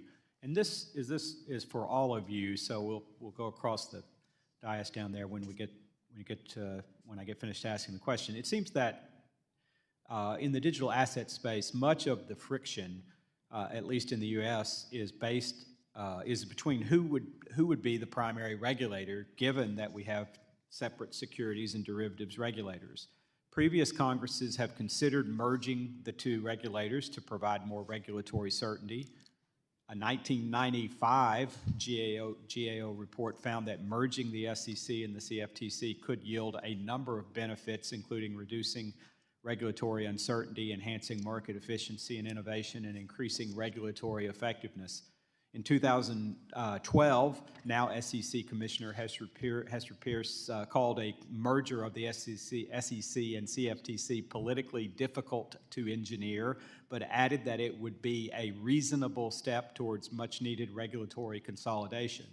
Additionally, the Treasury Department under President Trump also considered a SEC-CFTC merger, but ultimately opted not to pursue the policy. I'm curious about how each of your opinions about whether the digital assets industry would benefit from having a combined securities and derivatives regulator. And we'll start on my left and go across, if you don't mind, Mr. Belshe. So it's easy to say digital assets. Today we classify at least 5 different types of assets as digital assets. We've got stable coins, we've got cryptocurrencies, we've got DeFi tokens, we've got digital property like NFTs. I think I'm probably leaving off some. Having a single regulator for 5 very diverse and different activities probably isn't exactly the right approach. I think we talk a lot about the SEC because of the definition of what's a security and what's not. In terms of what is a security, yeah, I think it should be under the SEC. I think it's unlikely to see a hybrid of the CFTC and the SEC. But then lastly, I think the right approach is what was mentioned earlier by Mr. Davidson, which is a principle-based approach to regulation of digital assets. Professor Evans? Yes, thank you, Congressman.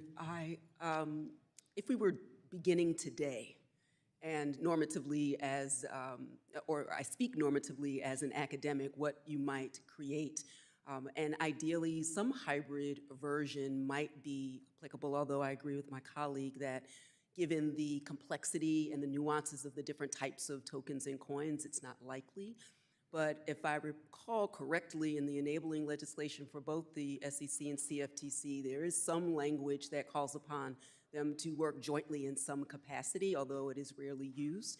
And I would lean into that language and see what might be created in light of things that already exist. Congressman, although I'm not an expert on market regulation, I would just note in the federal banking agency space, there are multiple regulators and they serve different functions. And generally speaking, as long as those different missions and tensions are handled constructively, it is valuable having multiple regulators in the banking agency space. Thank you. Congressman, in the past, Coinbase has urged the adoption of a unified regulator across securities, commodities, and other types of digital assets. We, however, have recognized the political challenges that Commissioner Peirce and others have pointed to. The main point, we think, is to have a unified framework, even if it involves individualized or separate regulators. With the right rules, we can manage the complexity of different regulators taking their fair share.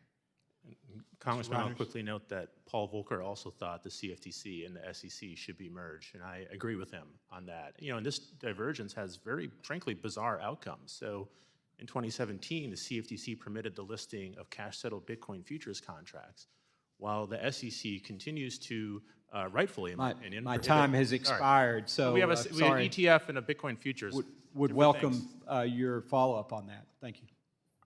Mr. Reiner, please feel free to answer his question in writing. Mr. Caston's recognized for 5 minutes. Thank you, Mr. Chairman. So, Mr. Reiners, I hope you'll forgive me for starting with just a really simple question. What, in your estimation, is the market value of the total traded crypto assets today? Well, I mean, you can go to CoinMarketCap, and I think it's a little over $1 trillion, although, you know, market cap when it comes to crypto is a troubling metric, frankly, because anyone can create, you know, a token, you know, hold a bunch for themselves, sell 10, you know, for $100, and then say, oh, you know, voila, we have $1 billion market cap token here. So you've anticipated why I asked the question. Oh. You know, you mentioned, you gave one of the pithier explanations of the FTX bankruptcy that I've heard, which I appreciate, that essentially that what you just described, FTT, there was more desire for dollars than FTT, and all of a sudden there was a run on the bank, as it were. If I understand the Silvergate bankruptcy, it's sort of the same story. It sounds like they were sort of doing dollar settlement of crypto trades, and all of a sudden there was more demand for dollars than they had in reserves. And so they had washed that out. Is that a reasonable characterization of the Silvergate bankruptcy? yeah, Congressman, I think that's fairly reasonable. I mean, Silvergate suffered a liquidity crisis, so you know, over 90% of their deposits were affiliated with crypto firms. And so once, you know, crypto melted down, of course, there was essentially a run on the bank. They had to sell assets to meet that run. A lot of those assets were fixed income assets that had gone down in value since the Fed started raising interest rates. So that, you know, they lost money on that. That was a hit to capital. And then, you know, it became a sort of, you know, capital liquidity play on one another and brought them to the brink of failure. So the reason I started with the capitalization is I'm sitting here that, you know, Silvergate is described as one of the most important banks in crypto, and $12 billion bankruptcy. FTX, one of the major exchanges, $8 billion bankruptcy. Celsius, $4 billion. Genesis, $3 billion. I don't think I've left out any of the major bankruptcies. In aggregate, that's like $28 billion. If the major players in the industry are going bankrupt and accounting for 3% of the nominal value, I'm sort of saying, is the $1 trillion real or not? How much of the value of this is inflated? You know, I mean, $28 billion is the market cap of Walgreens. I'm not, like, I'm happy to be on the corner of happy and healthy, but, like, nobody would say that Walgreens is systemically important. Yeah. And so I'm left saying, like, given what you've done in the systemically important banking space, are there any legitimately systemically important crypto players? If this industry went away tomorrow, from a financial perspective, does it matter? It wouldn't move the needle one bit on GDP, unemployment, anything. Chair Powell would probably never bring it up in any of his pressers. You know, we just had obviously a massive crypto failure, a crypto winter, $2 trillion in, you know, market cap, whatever that's worth, just evaporated. And yeah, this is not a systemic risk event, as you said. I mean, the average person is not feeling this or experiencing this in any meaningful way. And frankly, that's a policy success, a little celebrated policy success, because it could have been a lot worse. I mean, as we've heard today, the crypto industry is desperately trying to become integrated with the traditional financial system, which is frankly ironic given the origins of crypto was to exist outside the financial system. The very first Bitcoin block had a transaction, had a text in there that said, from the Times of London newspaper, Chancellor on brink of second bailout. Now they're looking for the banking system to, for their salvation, which is ironic. And I agree, I'm glad it's not, I mean, maybe there's no systemic failure because we've done such a good job up here. I'm always willing to take credit for that.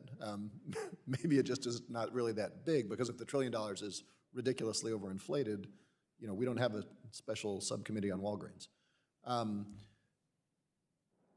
I raise all that because I think you've made the good case of, much of crypto as a security. There are other good cases to be made about it as a commodity. Is there any good case for crypto as a currency? Because I'm left saying, like, what is the value for crypto as a currency that isn't basically a late-night Glenn Beck gold bug ad? It's something that is finite, that is valued by a few people. But I can't pay my taxes in it, I can't pay my mortgage in it. Well, I mean, it's far too volatile to be used as a medium of exchange, as a currency. If you're a merchant, why would you accept payment in something that could go down by 20%, within an hour because Elon Musk sent out a tweet, right?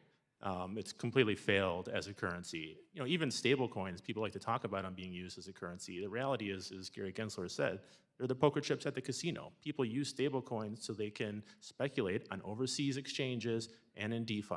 Right, that's the main reason stablecoins exist. And I realize I'm close to time, and I don't want to sound like such a Luddite up here, because I think blockchain is a fascinating technology. There are fascinating conversations about Web 3.0, but it strikes me that this conversation has become complicated because we've talked about it as a currency instead of acknowledging that this is a volatile thing. Blockchain is fine, but to be continued. But I think if we regulate it as one of the other things that it actually claims to be, we'll probably find a way through. Thank you. Yield back. Gentleman yields back. Mr. Stile for 5 minutes. Thank you very much, Mr. Chair. Mr. Chair, I'd like to just make a quick comment that I actually think that stablecoin has a lot of potential opportunity here, and I think it's something that I hope we spend a little time on this committee, because I do think, I disagree with the previous witness's comment. I think it actually provides us a lot of opportunity. Let me shift gears here, and if I can, Mr. Grewal, I'm going to direct some of these questions to you. I spent a lot of time thinking about how we get the policies here right, in large part because I think it's really important that we're innovating here in the United States of America rather than allowing a lot of these types of products to be offshore, in large part for the protection of Americans and American investors, American consumers. And if we look back at the FTX implosion, a lot of individuals were hurt, including many in the United States. As you know, as I know, as many people have learned, FTX was headquartered in the Bahamas, not here, although it had some domestic subsidiaries. The bulk of its operations were offshore, outside the protections of the United States government.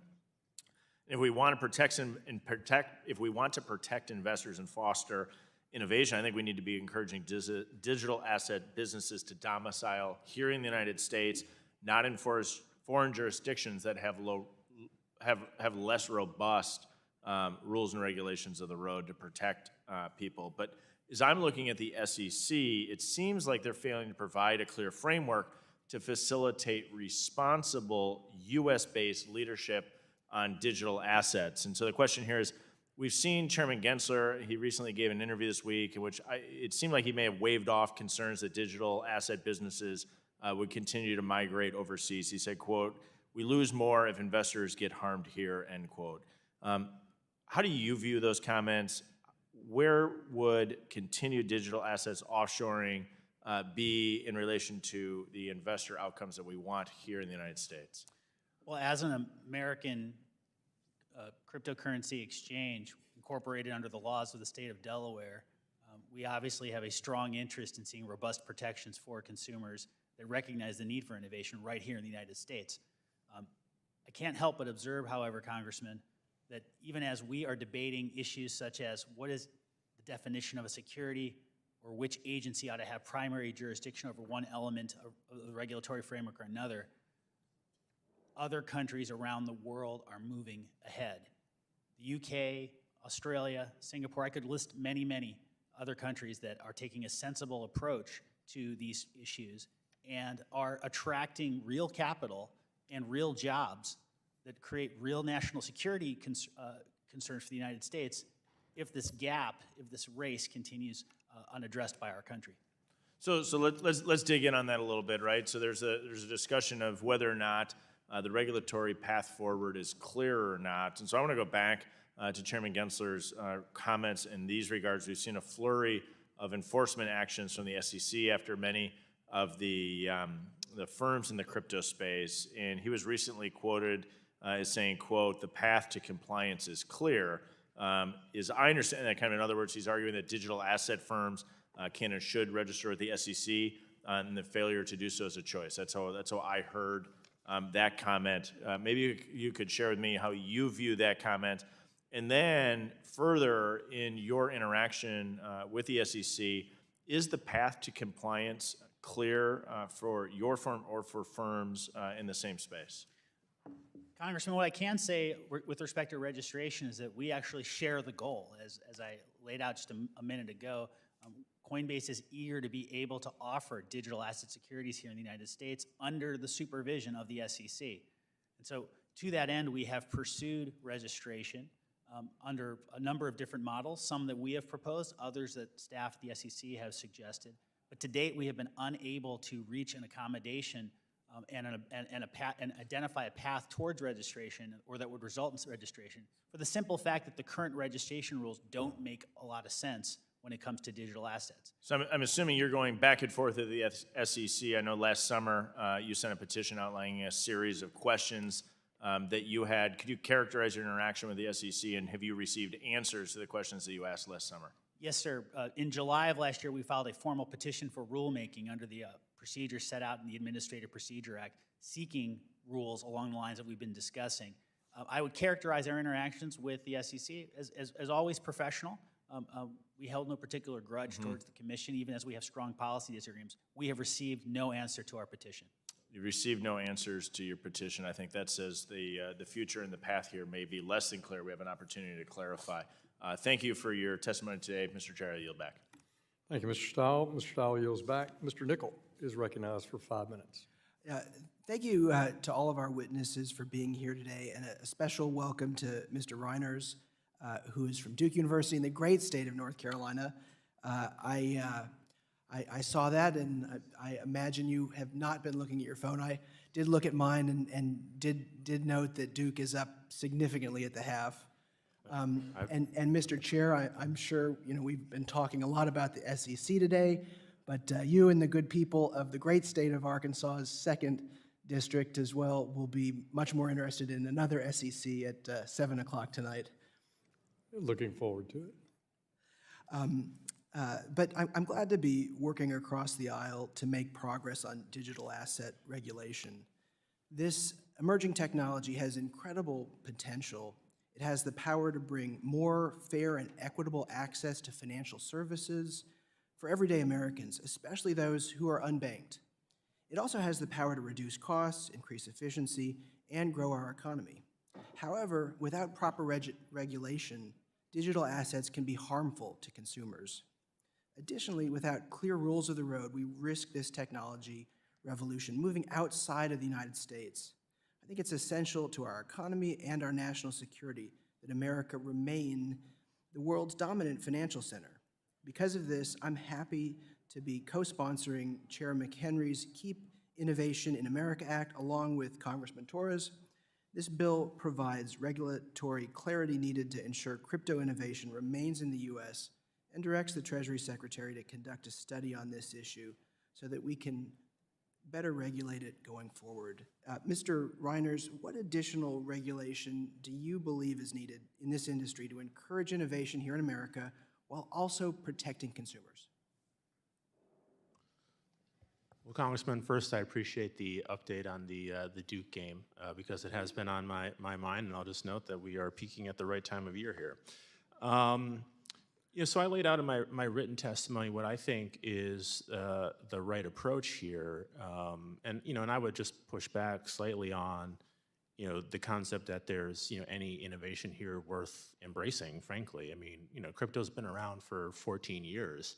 That's a pretty long track record to take a step back and look at the harms that it's caused and the benefits. And on the harm standpoint, the ledger is pretty long. It facilitates ransomware attacks, which have absolutely crippled America's small businesses, municipalities, and healthcare systems. It undermines our national security by sanctions evasion, terrorist financing. I would just note that North Korea stole $1.7 billion worth of crypto last year to fund their ballistic missile program. And then, of course, there's the environmental impacts associated with proof of work mining, and then the numerous, just investor losses as well as frauds, hacks, and scams. And so when you, look at that in its totality, what are the benefits that we're receiving in return?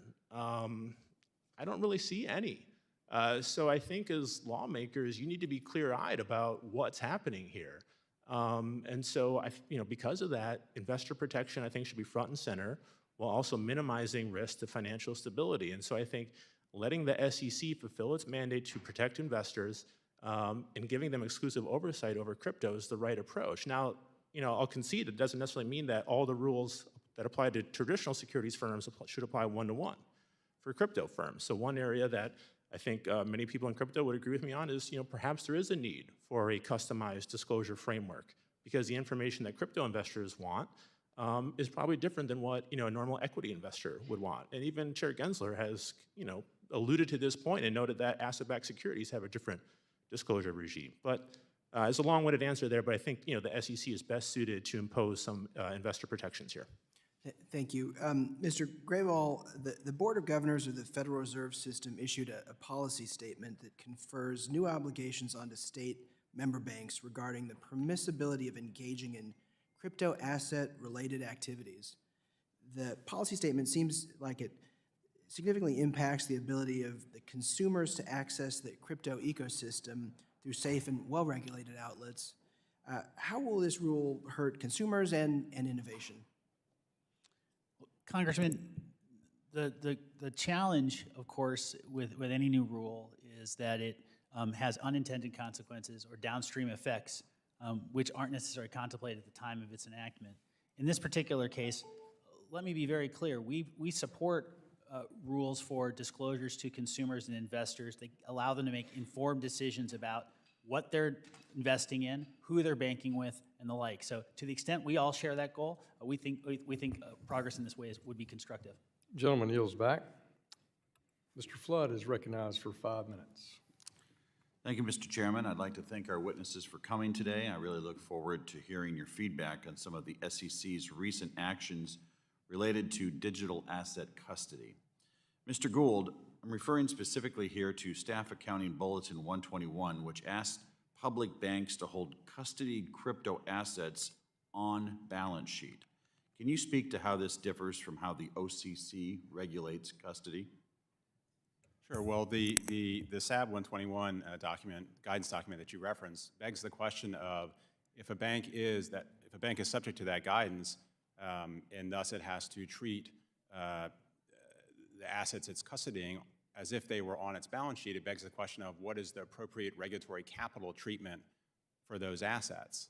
And at least to my knowledge, the answer is unknown at this point. The Basel Committee has proposed regulatory capital treatment, which is highly punitive, but to my knowledge, I'm not sure what banking agencies are telling banks that are attempting to custody digital assets and that are subject to that SAB 121 guidance, which again, I think has a chilling effect on their willingness to custody those digital assets.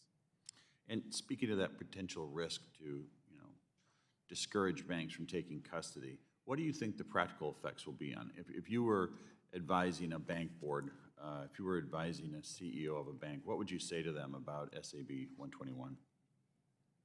I mean, I think it would be a question of the bank's risk appetite as well as its available capital and whether or not they want to devote high levels of capital potentially to engage in an activity, custody, which at least traditionally is not the most lucrative of activities.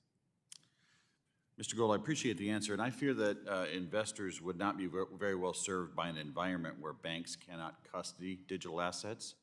If banks can't provide these services, Can you speak to who might fill the void? Is there a risk of American investors' crypto assets being custodied largely offshore? And that's been mentioned already today.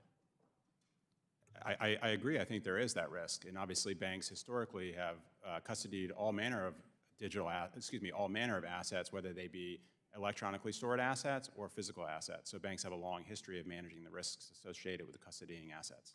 Thank you. Chairman Gensler claims that he wants investors' digital assets to be protected, but at the same time, the SEC has taken actions that have driven some of the safest, most highly regulated institutions out of digital asset custody. That just doesn't make much sense. He's created a situation where he's going to drive digital asset activities offshore and leave American investors less safe as a result. Next, I'd like to touch on the SEC's latest custody rulemaking. First, I want to express the importance of keeping a pathway for custodians with a state charter to become a qualified custodian under the rule. I wrote and passed the Nebraska Financial Innovation Act, which allows Nebraska state-chartered banks to custody digital assets. Other states like Wyoming and New York have their own pathways to becoming a digital asset custodian. I believe it would be a grave mistake for the SEC to cut custodians who are already regulated at the state level entirely out of the market.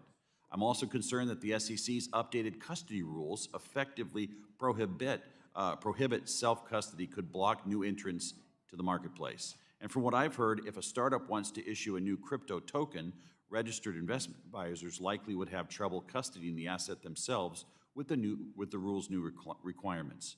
This could present a significant barrier to entry for new issuers because it might take some time for qualified custodians to build up the technical capability to custody their asset. So, Mr. Grewal, if an issuer of a new crypto token wants to work with a qualified custodian, but no qualified custodian has built up the technical ability to handle their token, what would that issuer be blocked out of? The market? Do you view that as a potential concern? Well, if there were no firm available because it lacked the technical capacity to serve that customer would remain unserved. What should we expect? Mr. Grewal, the SEC's new custody rule expands its reach beyond funds or securities to assets, including all assets. Can you speak briefly to how this rule might affect the marketplace for things like paintings, baseball cards, NFTs? Well, artwork and baseball cards are a little outside of my day job, Congressman, but I certainly think the fact that the rule does extend to all assets, as you suggest, is something that needs to be noted and paid very careful attention to. This is a dramatic expansion of the very strict requirements that apply to qualified custodians. And so I think that's something that a lot of industries, not just crypto, are going to be very interested in. Thank you, Mr. Grewal. Mr. Chairman, I yield back. Thank you, Mr. Flood. The gentleman from California, the ranking member of the Capital Markets Subcommittee, Mr. Sherman, is recognized for 5 minutes. The title of this hearing says the administration's attack on the digital asset ecosystem. I just wish it was true. The administration is not doing all they can to try to keep this scourge out of our economic system. In fact, if there was a conspiracy against crypto in the Democratic Party, I would know about it. I would think they would have invited me to it. Unfortunately, it doesn't exist. We're told that we need to serve investors because we expect investors to provide the capital that drives our economy. Because when we hear the word investor, we think people who are building apartment buildings so people can live there. People who are building factories. We're dealing with investors in a burglary tool factory, or similar to investing in the North Korean economy.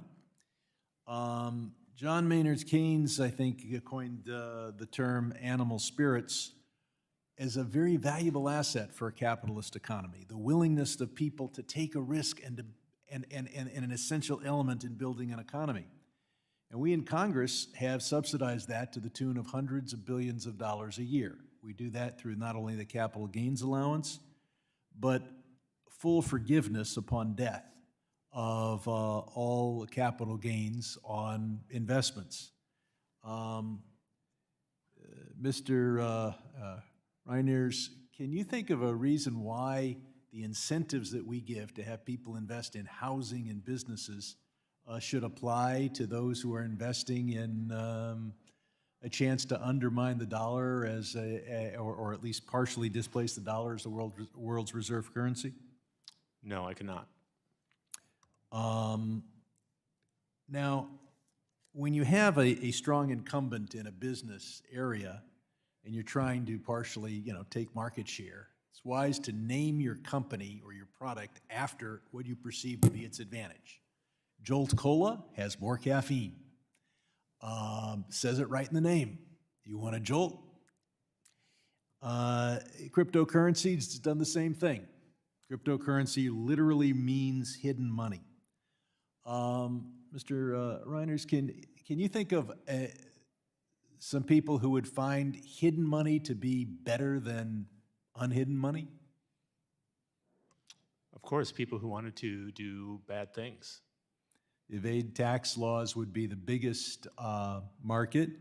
Sam Bankman-Fried is right now hoping that he can evade bankruptcy laws and keep his assets out of the hands of his claimants. And the one thing I do want to say to my colleagues here is we can't trash Sam Bankman-Fried and then support his bill. He wasn't around here as a shorts fashion model. He was around Rayburn and Congress for one purpose, and that was to keep the SEC out of crypto. They want the patina of regulation, but they don't want the most effective business regulator.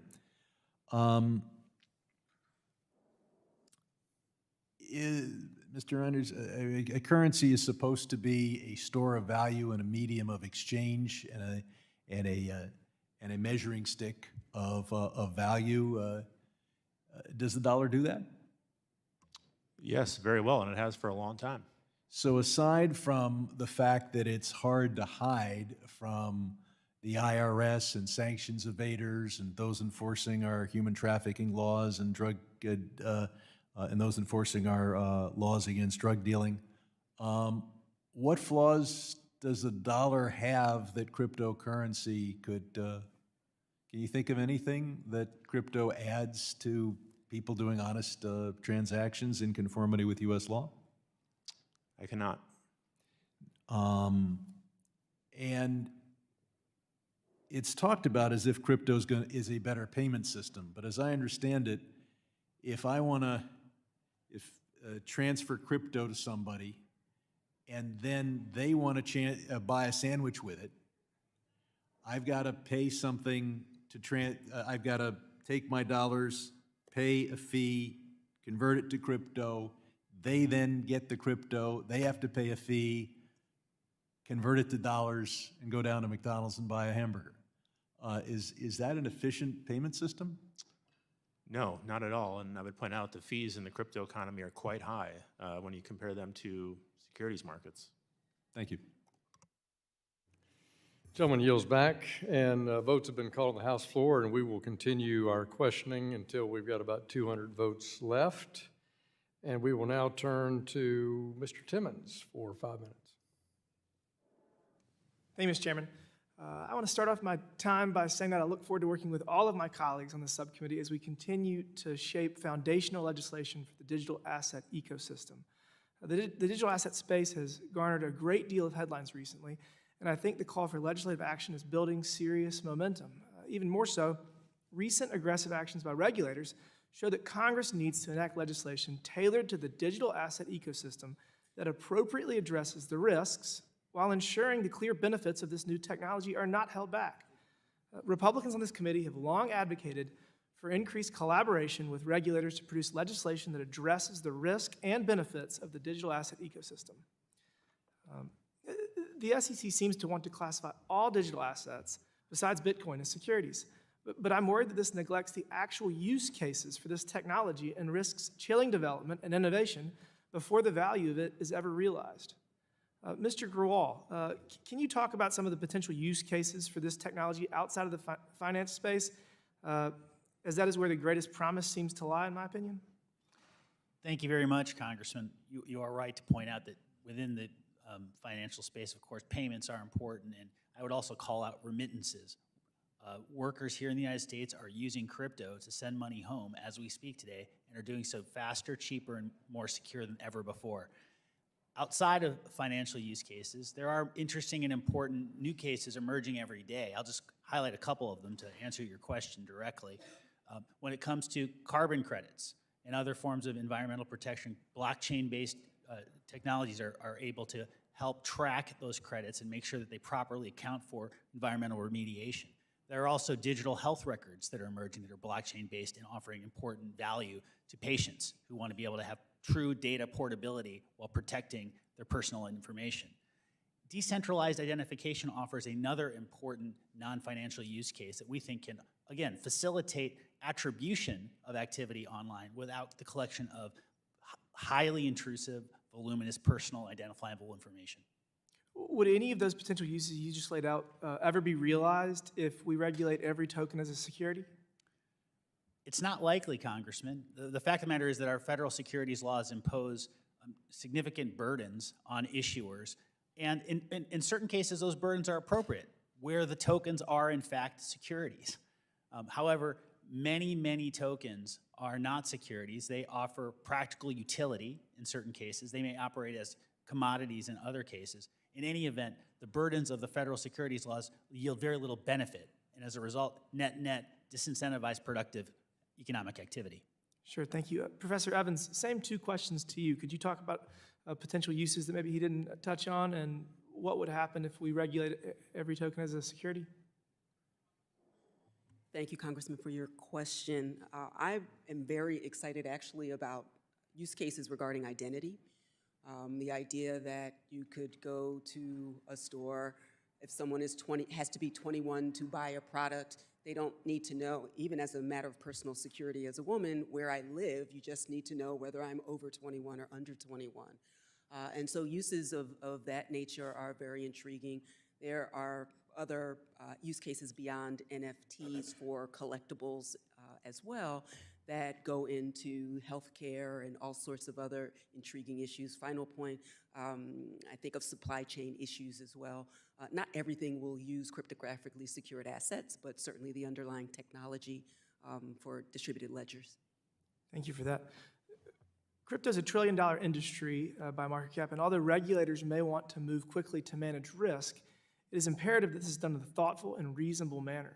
The January joint statement by the banking regulators highlighting liquidity risks associated with certain sources of funding from digital asset entities, and last month's final rule by the Federal Reserve essentially prohibiting state member banks from holding digital assets as principal and discouraging federal banks from engaging with the industry. Both of those things are very concerning to me. I don't find them to be thoughtful or reasonable. Mr. Gould, with few banks willing to provide banking services to companies in the digital asset space, how does the example of Silvergate demonstrate the risk of overconcentration? Well, I think in part the agency guidance runs the risk of being self-fulfilling, right? In that they're warning about concentration risk, and of course that is having the understandable impact of making banks even more hesitant to bank crypto entities or crypto customers. And so you can see the continued kind of shrinking of the number of banks that are willing to bank those customers, and thus further concentrating the risk in the very few remaining banks that will bank them. Thank you for that. Thank you, Mr. Chairman. Now you're back. Gentleman yields back. The gentlewoman, Ms. Houchin, is recognized for 5 minutes. Thank you, Chairman Hill, to the ranking member and the witnesses for your testimony, for speaking with us today. Crypto, digital assets, other areas of financial technology have shown immense potential and opportunity over the last several years, especially as the total market capitalization for digital assets has risen above $1 trillion. And technologies like blockchain and stable coins continue to change the ways that Americans interact with the financial sector. Despite this, you've all highlighted companies in the digital assets industry face great difficulty when trying to do business and grow here in America. From a lack of regulatory clarity from our federal agencies to a restrictive approach from the administration, threats to the industry may push innovators elsewhere, causing the U.S. to lose its leading role in digital assets. Mr. Belshe, in your testimony, you highlighted the need for regulatories to move quickly and alongside innovative businesses.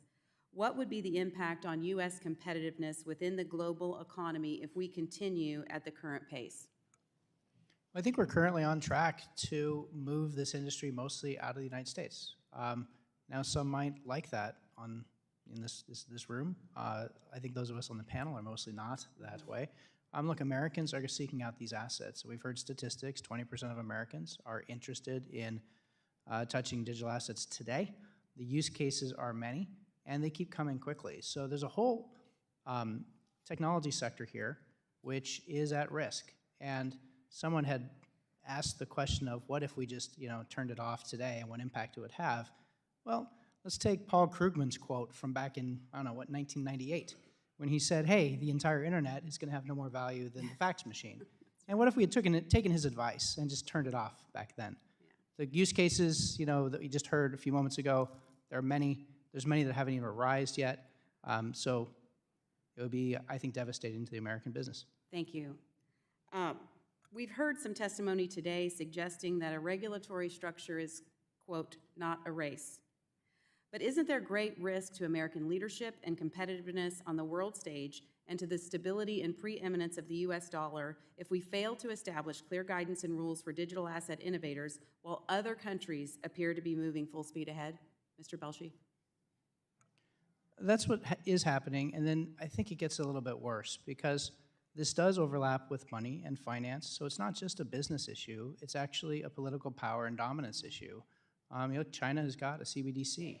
It's not perfect, but they are exploring it, they're exporting it all through, Belt and Road, and a few years from now, they will have a large economy on which they control. So the U.S. has a choice as to whether it wants to participate, and we need to make that decision now. Is it also fair to say that the lack of action on how to define and regulate crypto over the last few years under this administration and the movement of the crypto industry overseas to unregulated places like the Cayman Islands might have been avoided with a program of oversight like you are seeking? For sure. We've flip-flopped even without changing the legislation, and I think everybody here should be concerned about that. The OCC opened for business for digital assets just a couple of years ago, and then slammed the door shut. The laws didn't change, the regulations didn't change, and yet the administration changed. This is a problem. Mr. Grewal, several countries and international organizations have begun to introduce and implement regulatory frameworks for the digital asset ecosystem, including the European Union, which has worked tirelessly in the markets and crypto assets regulation. What is the impact that efforts in the UK, Japan, China, and the EU will have on the regulatory environment for digital assets in the U.S., and what has prevented the United States from leading the charge for a digital asset regulation globally? Thank you for the question, Congresswoman. There's no question there is tremendous creativity and progress being made in many markets all over the world. You've listed several of them, and I want to be very clear that that progress and creativity is not simply about allowing the crypto industry to do whatever it wants. These are serious democratic jurisdictions that are imposing strict limits on what these crypto firms can do, like ours, and imposing strict requirements on know your customer, AML rules, all the security issues that are important. So this is not a race to the bottom, Congresswoman. This is very much a race to the top, and right now we're losing in this country. I couldn't agree more. I thank you so much. Digital assets and crypto, in my view, is the space race of our generation. We have to figure this out. Not that we're doing it too quickly. We are going to do it expeditiously, but we can't not do it. In order to bolster America's global leadership, ensure national security, support innovation in our financial markets, it's vital to cultivate an environment that allows these technologies to grow. Thank you, Mr. Chairman. I yield back. Gentleman yields back. Mr. Donalds of Florida, recognized for 5 minutes. Thank you, Mr. Chairman. Witnesses, thanks for being here. Mr. Chairman, I'm actually, as some of my colleagues were going through questioning, I'm reading through testimony, actually reading the president's budget right now, which is comical in a lot of areas. And it strikes a real interesting question for me. We here in Washington, D.C. have a habit of creating program after program after program and spending hundreds of millions and billions of dollars. We pat ourselves on the back. We say these programs work. We have no idea of the efficacy. We borrow trillions of dollars more to continue the spending, and we just rinse and repeat the programs and then add to them. Conflating that with, we have a burgeoning industry on our hands, and the first step is to figure out who's going to regulate it, how quickly, without asking the first fundamental question, of does the SEC or the CFTC even have the technical capacity or know-how to regulate the industry that they both are clamoring to get their hands on, especially Mr. Gensler. Like, he's ready. This guy's, he's frothing at the mouth, Mr. Chairman. So I'm confounded by this because we've been through regulatory schemes in the United States before. The most recent large-scale regulatory scheme came after the financial collapse. We all know it as Dodd-Frank. Dodd-Frank has been an albatross across community banking in these United States.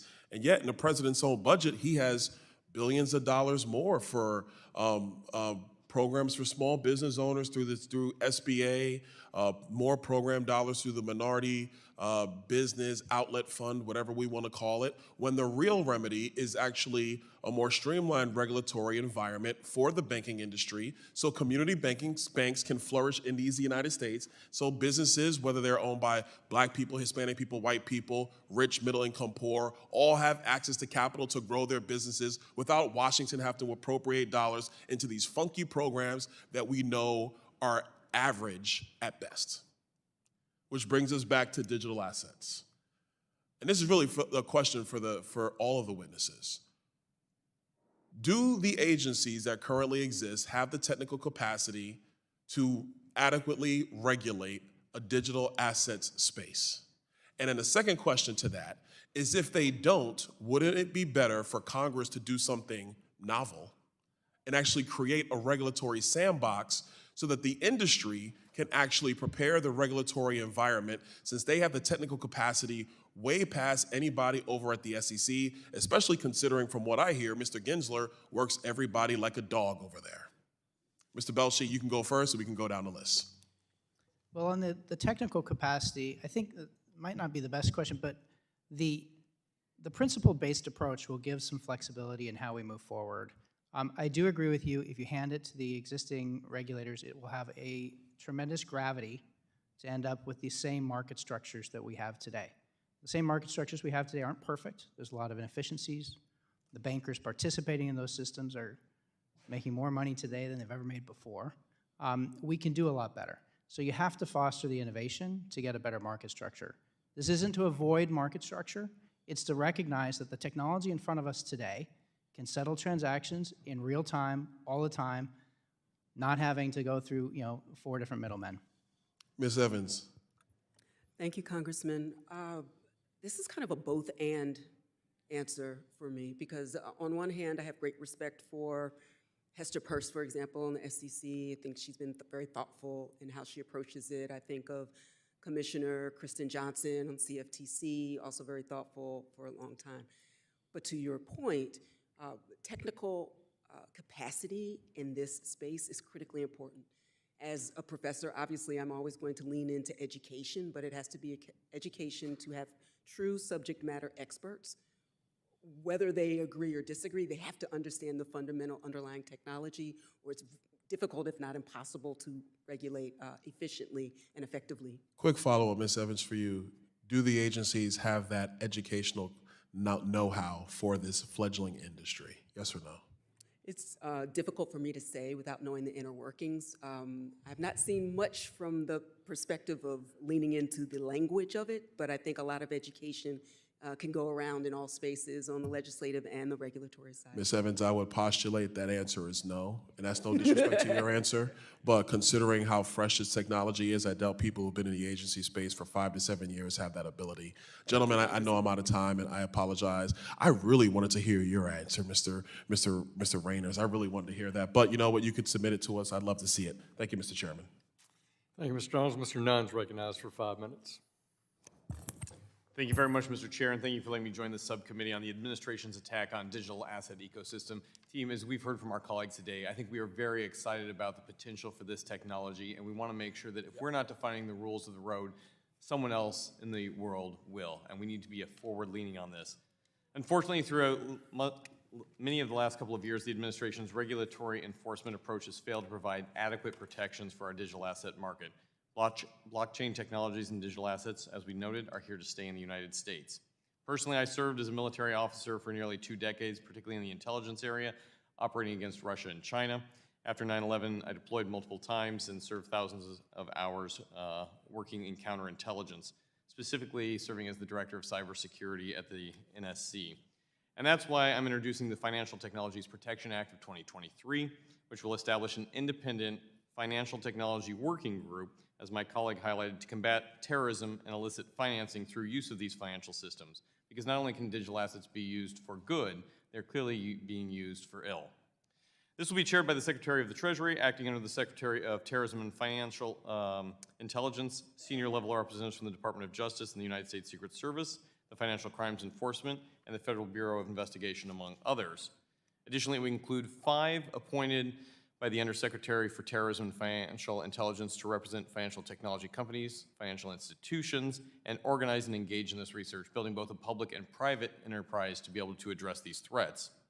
This working group will conduct independent research on terrorism, their illicit use of new financial technologies, while also developing legislative and regulatory proposals to improve anti-money laundering, counter-terrorist, and other illicit efforts in this space. I believe now more than ever, we have witnessed over the last year with Russia's unprovoked attack on Ukraine, our constituents must know their representatives are doing everything they can here in Washington. We must protect families not just in my home state of Iowa, but across the United States, and make this space a successful area for those who want to do well. Director Grewal, I'd start with you as Chief Legal Officer at Coinbase. We hear a lot about the risk that crypto might move offshore, given the lack of regulatory clarity and the approach being taken by our current financial regulators, seeming to restrain this industry. Could you explain the downsides associated with a crypto company that were to move offshore and the threat it could have from that terrorist element? Thank you, Congressman. Well, as I've indicated earlier, we are not only an American company incorporated here in the United States, we are a proud American company, and we very much intend to continue to invest in the United States and this market, even as we pursue other opportunities around the world. The fact of the matter is that as regulatory clarity emerges in jurisdictions other than the United States, it becomes more and more attractive to invest capital, to place jobs, and to develop technologies outside the United States for the simple fact that we know what the rules are. We know where the boundary is. We know where we have to go to avoid even getting close to that boundary. And there is a material impact, there will be a material impact to the security of the United States if those technologies are developed outside the U.S. Because for one simple reason, Congressman, our sanctions programs, which you alluded to in your comments, are at the core of our ability to prevent bad actors from gaining access to funds which facilitate bad acts. You can't have an effective sanctions program based here in the United States if the technologies that would be subject to those sanctions programs are being developed elsewhere. Very good. Mr. Belshe, I'd like to ask you, we just talked about the left and right parameters of this, being able to control not only the sanction aspect of it, but the additional elements of having an uncontrolled currency that the United States would have a very hard time getting its arms around if we're not part of the process in developing a digital asset which the United States has control over. Could you talk to us about the national security implications? Sure. Look, we could ban cryptocurrencies and digital assets in the United States, but it won't prevent them from being used outside the United States. Right. So we either figure out how to bring it in and have the best chance of understanding it, helping lead the world in terms of the rules around how you manage it, or we delegate that to someone else. So the choice is ours. I think we want to manage that rather than give it to others. Thank you very much. I think that we have a responsibility to help define this battle space, one that is favorable to the United States, one that helps grow our economy, that helps us innovate and be a leader in this space, and not be on our back heels being responded to by those who would be adversarious towards us or those who would use it for a nefarious process. Committee, I really appreciate your testimony today and the great wealth of knowledge that you've offered us. Mr. Chair, I yield back. Gentleman yields back. I'd like to thank our witnesses for an outstanding panel and appreciate all the participation of our members. Without objection, all members will have 5 legislative days within which to submit additional written questions for the witnesses to the chair, and they'll be forwarded to the witnesses for the response. I hope our witnesses will please respond promptly as you are able. This hearing is adjourned.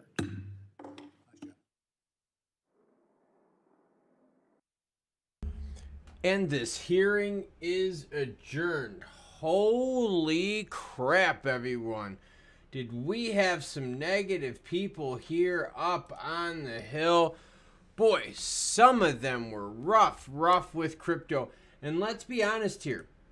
The markets are not reacting positively. Let's blow up this heat map and just take a quick look around. By the way, now is the time to be hitting me up with any questions or comments you've got. We got 746 of you right now watching. Make sure you smash that like button. We got Bitcoin down 7.5% to 20,446. Everyone, we got CPI data coming up, okay? CPI data coming up in a few business days here. That could easily take this market even lower. We're going to have to pay a close eye to that. Bitcoin down to 7.5%, 20,446. XRP sitting at 37.1, down 6.65% last 24 hours. Doge down big as well, down 9.27%. Let's see, I know I saw SHIB somewhere. SHIB was down really, really bad. Where did I see that one here? SHIB, I saw it down earlier. Here we go. SHIB down big as well, down 9.7 cents. Woof, what a rough one.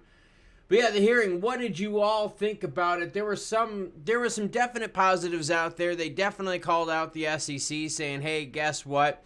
They're not easy to work with. They don't, get back to us, blah, blah, blah, blah. So we exposed that, which was good. But we also exposed that there are a lot of haters out there in the cryptoverse. A lot of people out there that just do not understand utility. And they don't want to separate that from their arguments either. By the way, XRP down big as well, down 6.6%, 37.1. They don't. They do not. Okay, yeah, that one guy says, Klaus, what was your main takeaway from the meeting? Like the biggest point to me. The biggest point to me is that everyone that has a negative feeling towards crypto on that panel that we watched, on both sides, whether it was the panel, right, or the members of Congress, everyone that was negative about crypto lumped crypto as one big ball, all right? Just one big ball. They didn't isolate anything of like payment-based items. They didn't even want to isolate stable coins. They didn't want to isolate utility. They just basically lumped crypto as a big ball of just junk, okay? And for me, the big takeaway is that these regulators, and we're seeing it here, that's why you got to watch these hearings. The regulators, as well as the people there up on the Hill, what is their strategy? Well, it's obviously to delay, keep people out of it. But it's also to make a mess of the industry, push it away, keep people out on a financial level too, right? Ban banking rails. So my biggest takeaway was that you did not see any of the detractors separate the different types and functionalities and benefits of crypto in Web3. That is the big point right now. Yes, did they call out Gensler and the SEC? You bet they did. But everyone knew that, right? We've heard from that. I've done videos about it. Tons of you have watched it. Over 700 of you watching right now. Let's get those likes over 300. Start touching it. It's okay to touch it, everyone. Make sure you also touch that channel that I've got up on the top of the chat. That's my second channel, my fun outside of crypto. Boating, fishing, hiking, training, dieting, fasting, all sorts of fun stuff. But right now, we're in trouble. We are in trouble because CPI data is coming out. Let's take a quick look here. CPI data. Give me a second. I want to make sure I quote you all the right date. It's going to be at 2 p.m. Hold on a second here. Hold on a second. Consumer Price Index. The next one is going to be March 14th at 8:30 a.m. So there you go. Markets are going to be hanging out, moving to the downside. CPI data coming out in less than a week. You've got a bunch of people on that panel. Yes, party, farm, fishing. I've got some fishing on there. Hiking, camping, car camping. That second channel, check it out. My passion projects outside of crypto. Got a lot of people out there chatting it up. Master Venus says, all right, cool. I'm digging in and buying, not conceding. I'm convinced. Such a buying opportunity, gang. I think right now, the people that are into crypto right now, I don't think you're going to shake them out. I really don't. I think from now until the bottom is priced in, the percentage of people that you're going to shake out is minimal compared to what you already have.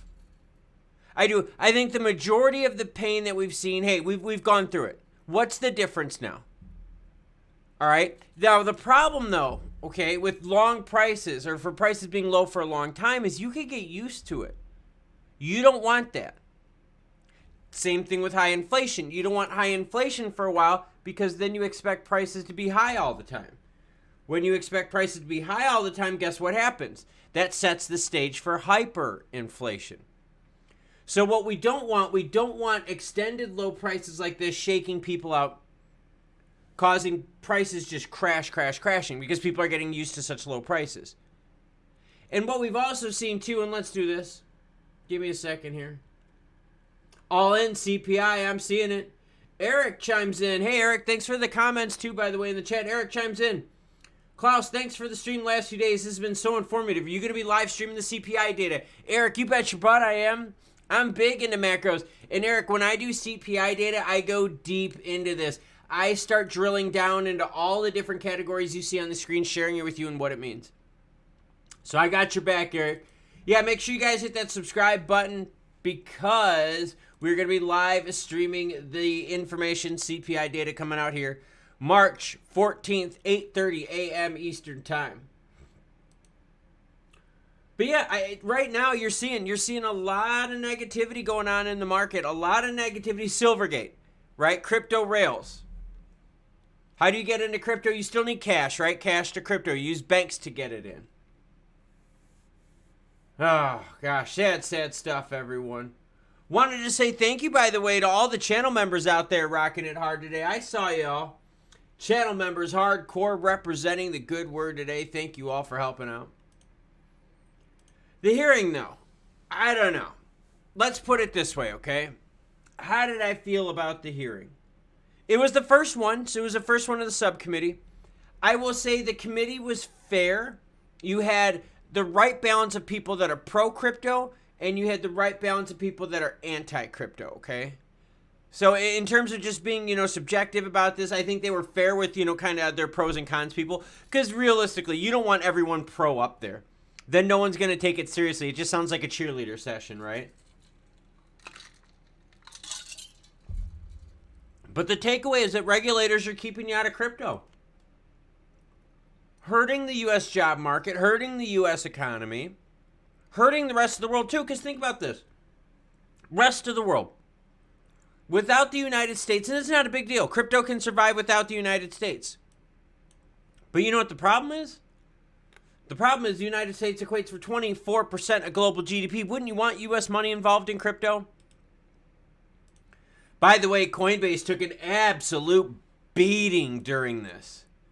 Absolutely getting crushed during this. Look at this. Look at Coinbase. Down big right now. Down 7.8%. Holy crap, guys. Christopher Avitisha, if I'm saying that right. Thank you, Christopher. Christopher asks, what did you say is happening in 3 days that'll bring the price down? We got to watch. And Max Payne, thank you very much, sir.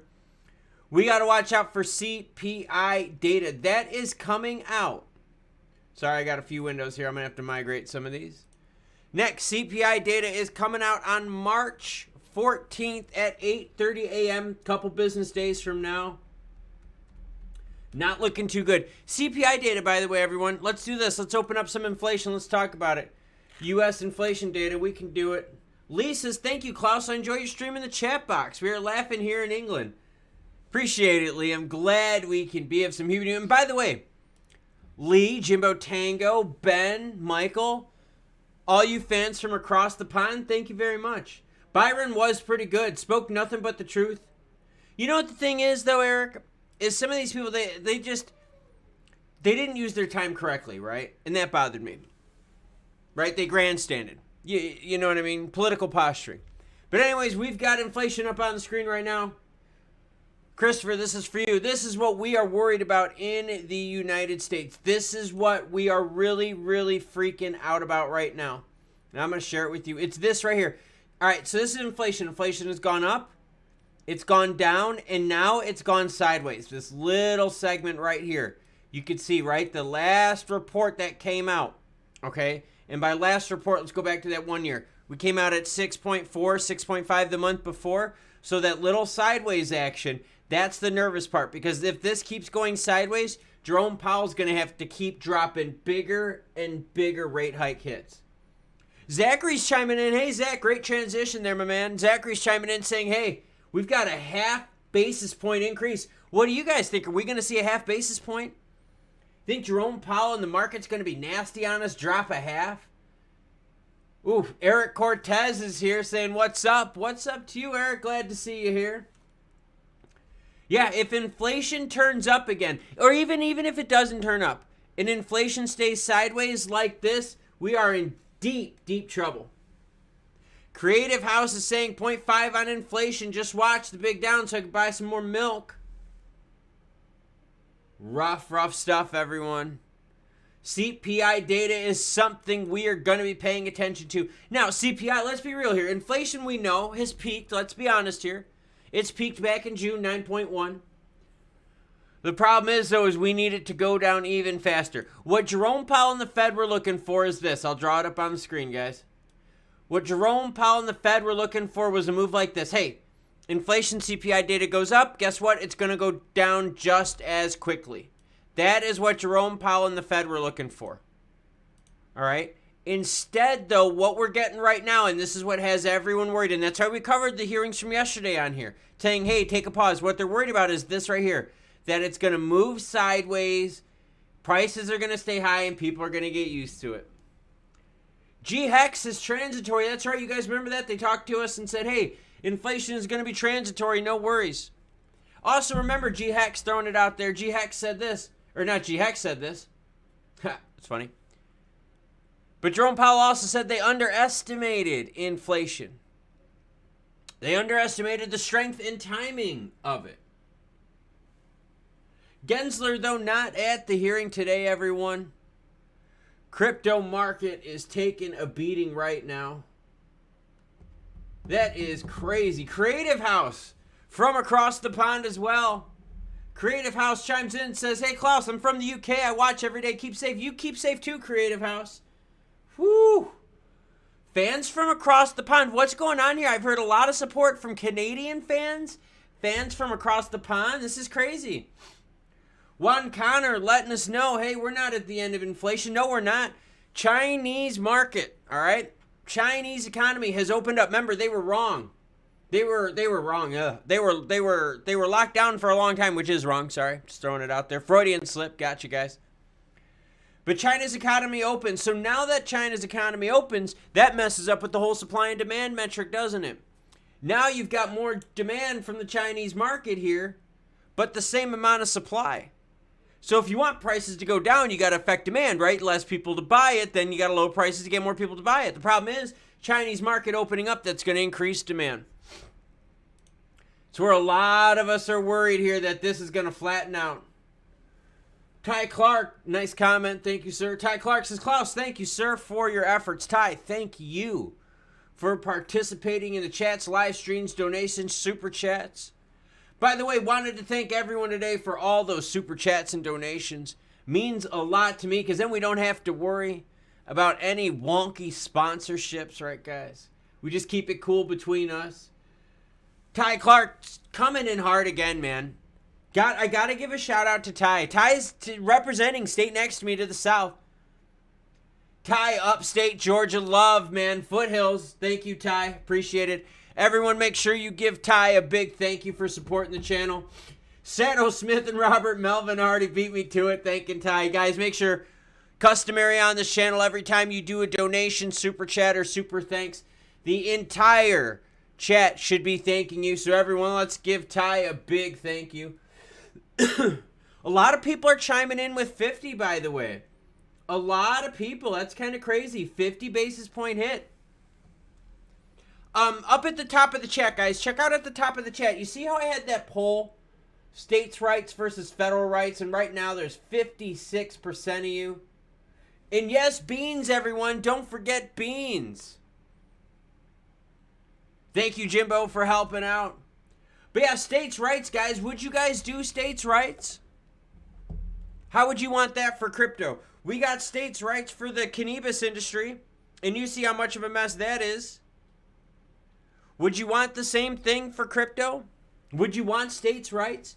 Would you want it to where all you can do is, hey, if you're in a state that's pro crypto, you can buy in that state, but the rest of them you can't, you'd have to sell? That would be horrible. Completely horrible. Debbie chimes in, one of the 7% female viewers of the house. Debbie chimes in, says, thank you for this today. Debbie, no, thank you. Ty, I do appreciate it. I really do. MJ stepping in. 50 basis point hit, guys. Creative House UK, Shadow Smith, Juan Connor. But would you want that, Juan? Would you want states' rights for crypto? Because think about it. What if you lived in a state that was not pro-crypto? And you were, though. Would you move out of your anti-crypto state into a pro one? New York, right? Be a pretty safe bet that New York would be anti-crypto, huh? How would you feel if in New York they went to state right and they state banned it? I don't know, guys. I don't know, guys and gals. That kind of messes me up a little bit.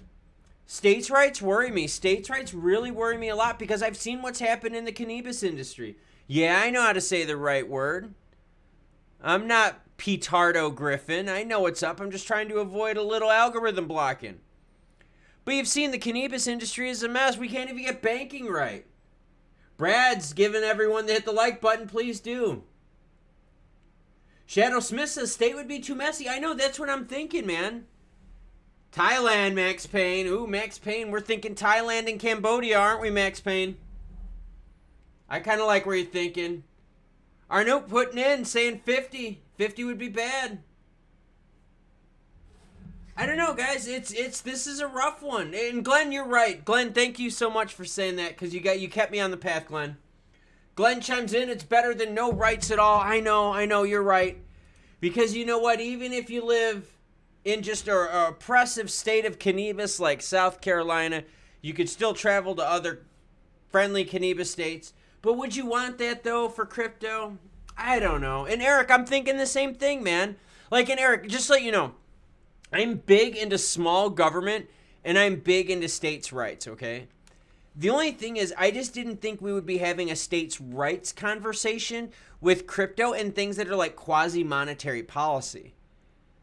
Same thing, would you want states' rights with buying gold and silver and stuff like that? That's kind of funky. But I get what you guys are saying. It's better than nothing. So, Eric, I know. It's a weird one, man. I think that's what's really bugging me. I'm kind of stuck. I am. Max Payne state got to start somewhere. I know, guys. I know. It's so hard because I'm a big fan of the cannabis industry.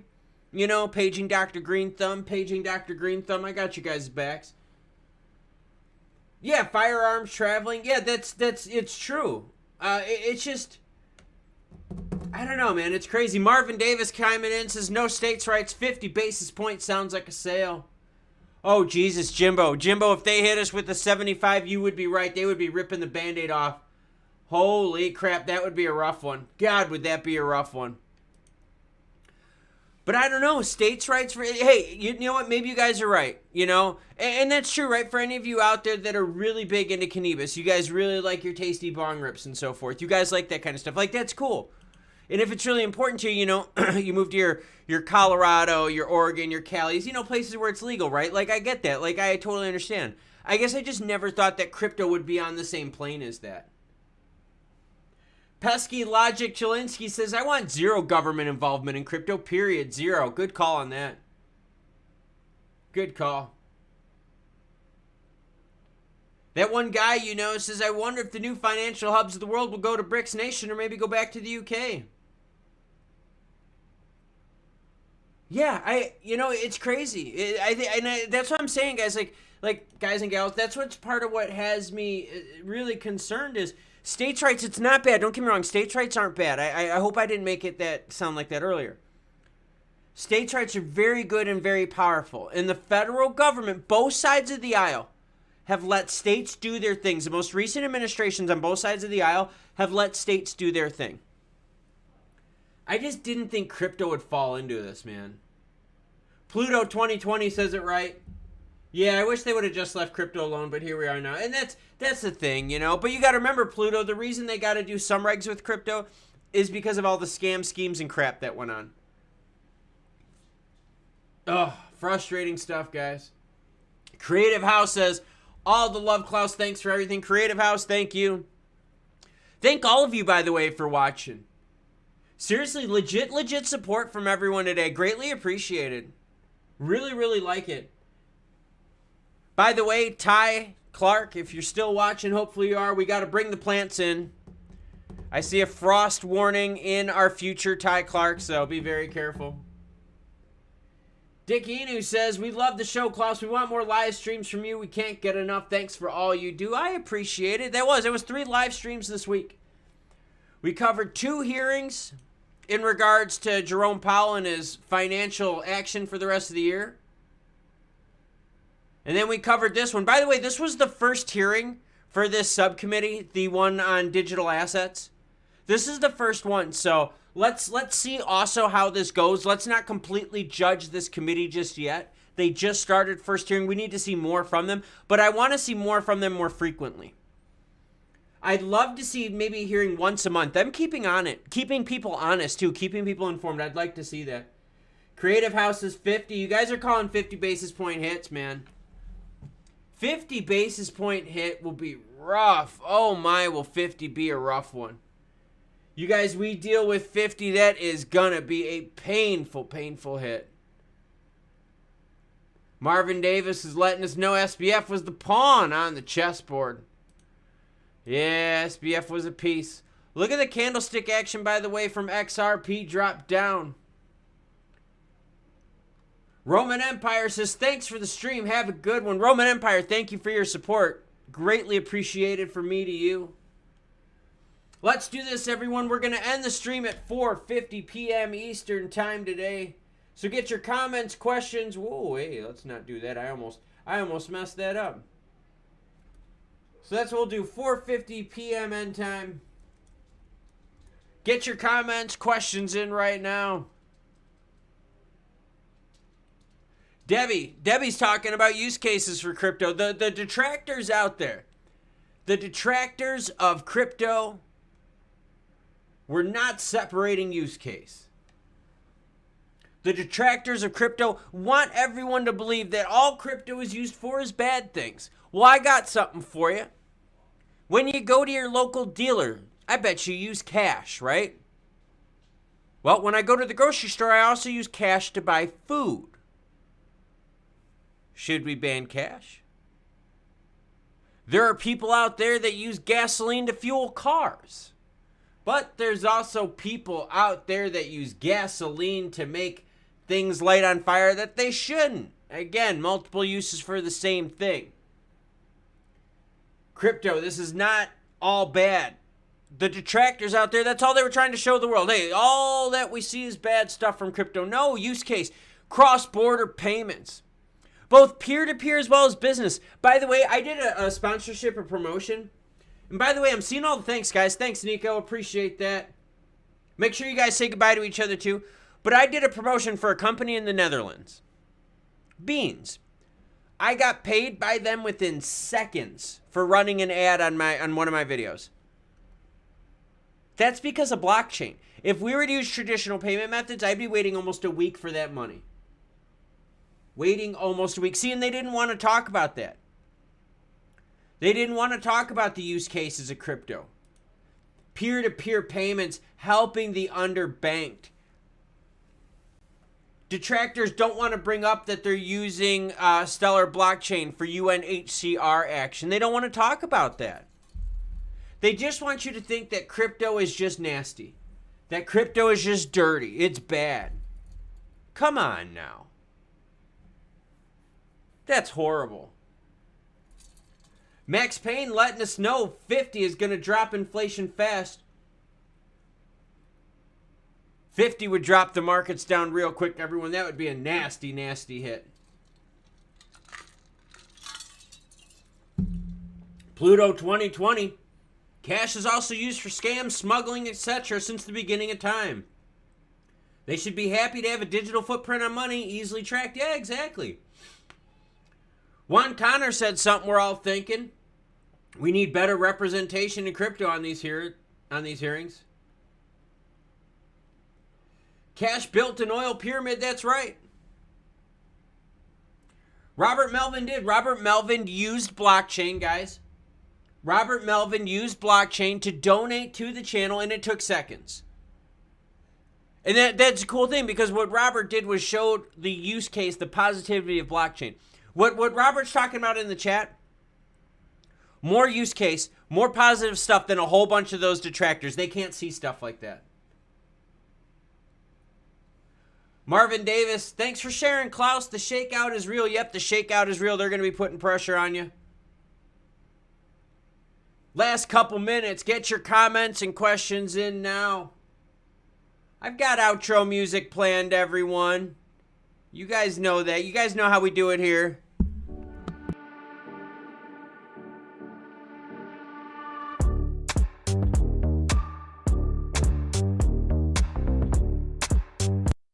Oh, you thought we were done? Nope, just bobbing our head. I've got my outro tune ready to go. But we got a couple minutes right now, and then we're going to shut down the stream. I've got a bunch of cooking. John Dolan. There we go, everyone. Let's give John Dolan a big thanks. John Dolan donating to the chat. Thanks for this. Streams like this are few and far between, but none are as informative and entertaining. Canibus. Yes, I got to say Canibus to avoid being blacklisted. Shadow ban down the algorithms. Wishing you success in your channel to continue to blow up. Yes, I appreciate that. Everyone, as is customized, anytime you donate to this channel, everyone gives you a big thanks. Jimbo Tango in there thanking John. Robert Melvin thanking John. Max Payne giving a big thank you. Max, I appreciate it. Channel supporters, donation super chats off the hook today, everyone. Great job. Great job. Now, how many of you out there, though, wanted to see Gary at this hearing? Or do you think these hearings, right? Do you think the House Financial Services Committee should maybe get a little practice under their belts before they take on Gary? Get a little bit more information before they take on Gary? I think we're all kind of thinking that, right? I mean, there were some strong speakers. Hey, guys, Mr. Donalds, and awesome. Thank you, everyone, for showing support for John. John, that's what we do here, man. You donate to the channel, super chat, super thanks. We all say thank you to you because that's supporting the family for coverage like this. But look, I got Byron Donalds up on the screen. He had some good things to say. But we need teeth with these hearings, right? They can't just be mouthpieces. We can't just be talking points. Eric letting John know that he appreciates it. Supporting the channel, supporting crypto Web3 news. I greatly appreciate it. Keep news independent in this space. I bring you guys the news whether it's positive or negative. And yes, I will admit, I get beat up when the news is negative. I guarantee you that I'm going to take a hit with views and subs with the heat map being run. Guarantee it. But we're going to keep working. Don't worry, guys. We're going to keep working. We're going to keep fighting, and we're going to keep bringing the news. Max Payne showing us the flag for support. All right, everyone, I'm going to play some outro music. I'm going to be hanging out in the chats for a little bit. By the way, a cool photo I got from Ben's brother. Ben, big supporter of the channel as well. Thank you very much, sir. Let's leave you all with some outro music. I'll be live in the chat hanging out with you here a few minutes, chatting away. Also, make sure you say goodbye to each other. This isn't just a me and you thing. It's me and all of us. We're all in this together.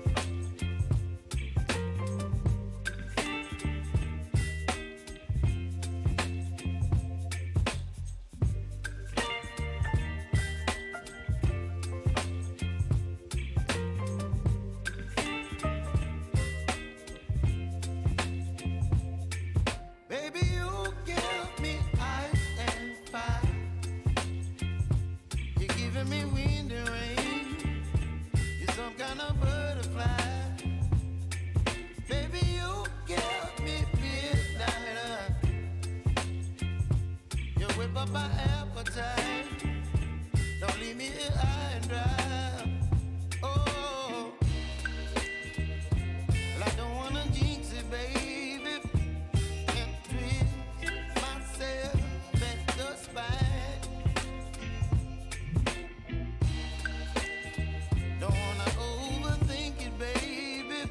It's just twist your body and mine. Baby, you give me ice and fire. You're giving me wind and rain. You're some kind of butterfly.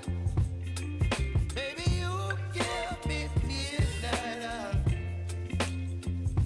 You whip up my appetite. Don't leave me here high and dry. Oh, but I don't wanna jinx it, baby. Let's not get ahead of my time. Oh, but I don't wanna miss you, baby. So I stand up and speak my mind. Oh.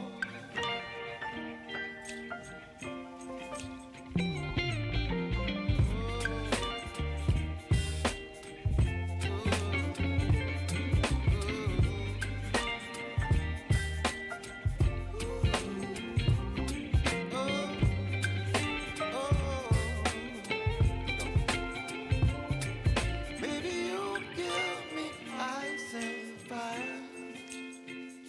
You're chilling wind and rain. You're some kind of butterfly. Baby, you give me midnight. You whip up my appetite. Don't leave me here high and dry. Baby, you give me ice and fire. You're channeling wind and rain. You're some kind of butterfly.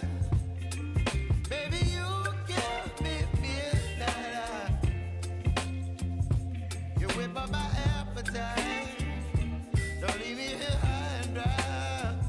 Oh, oh, oh, oh,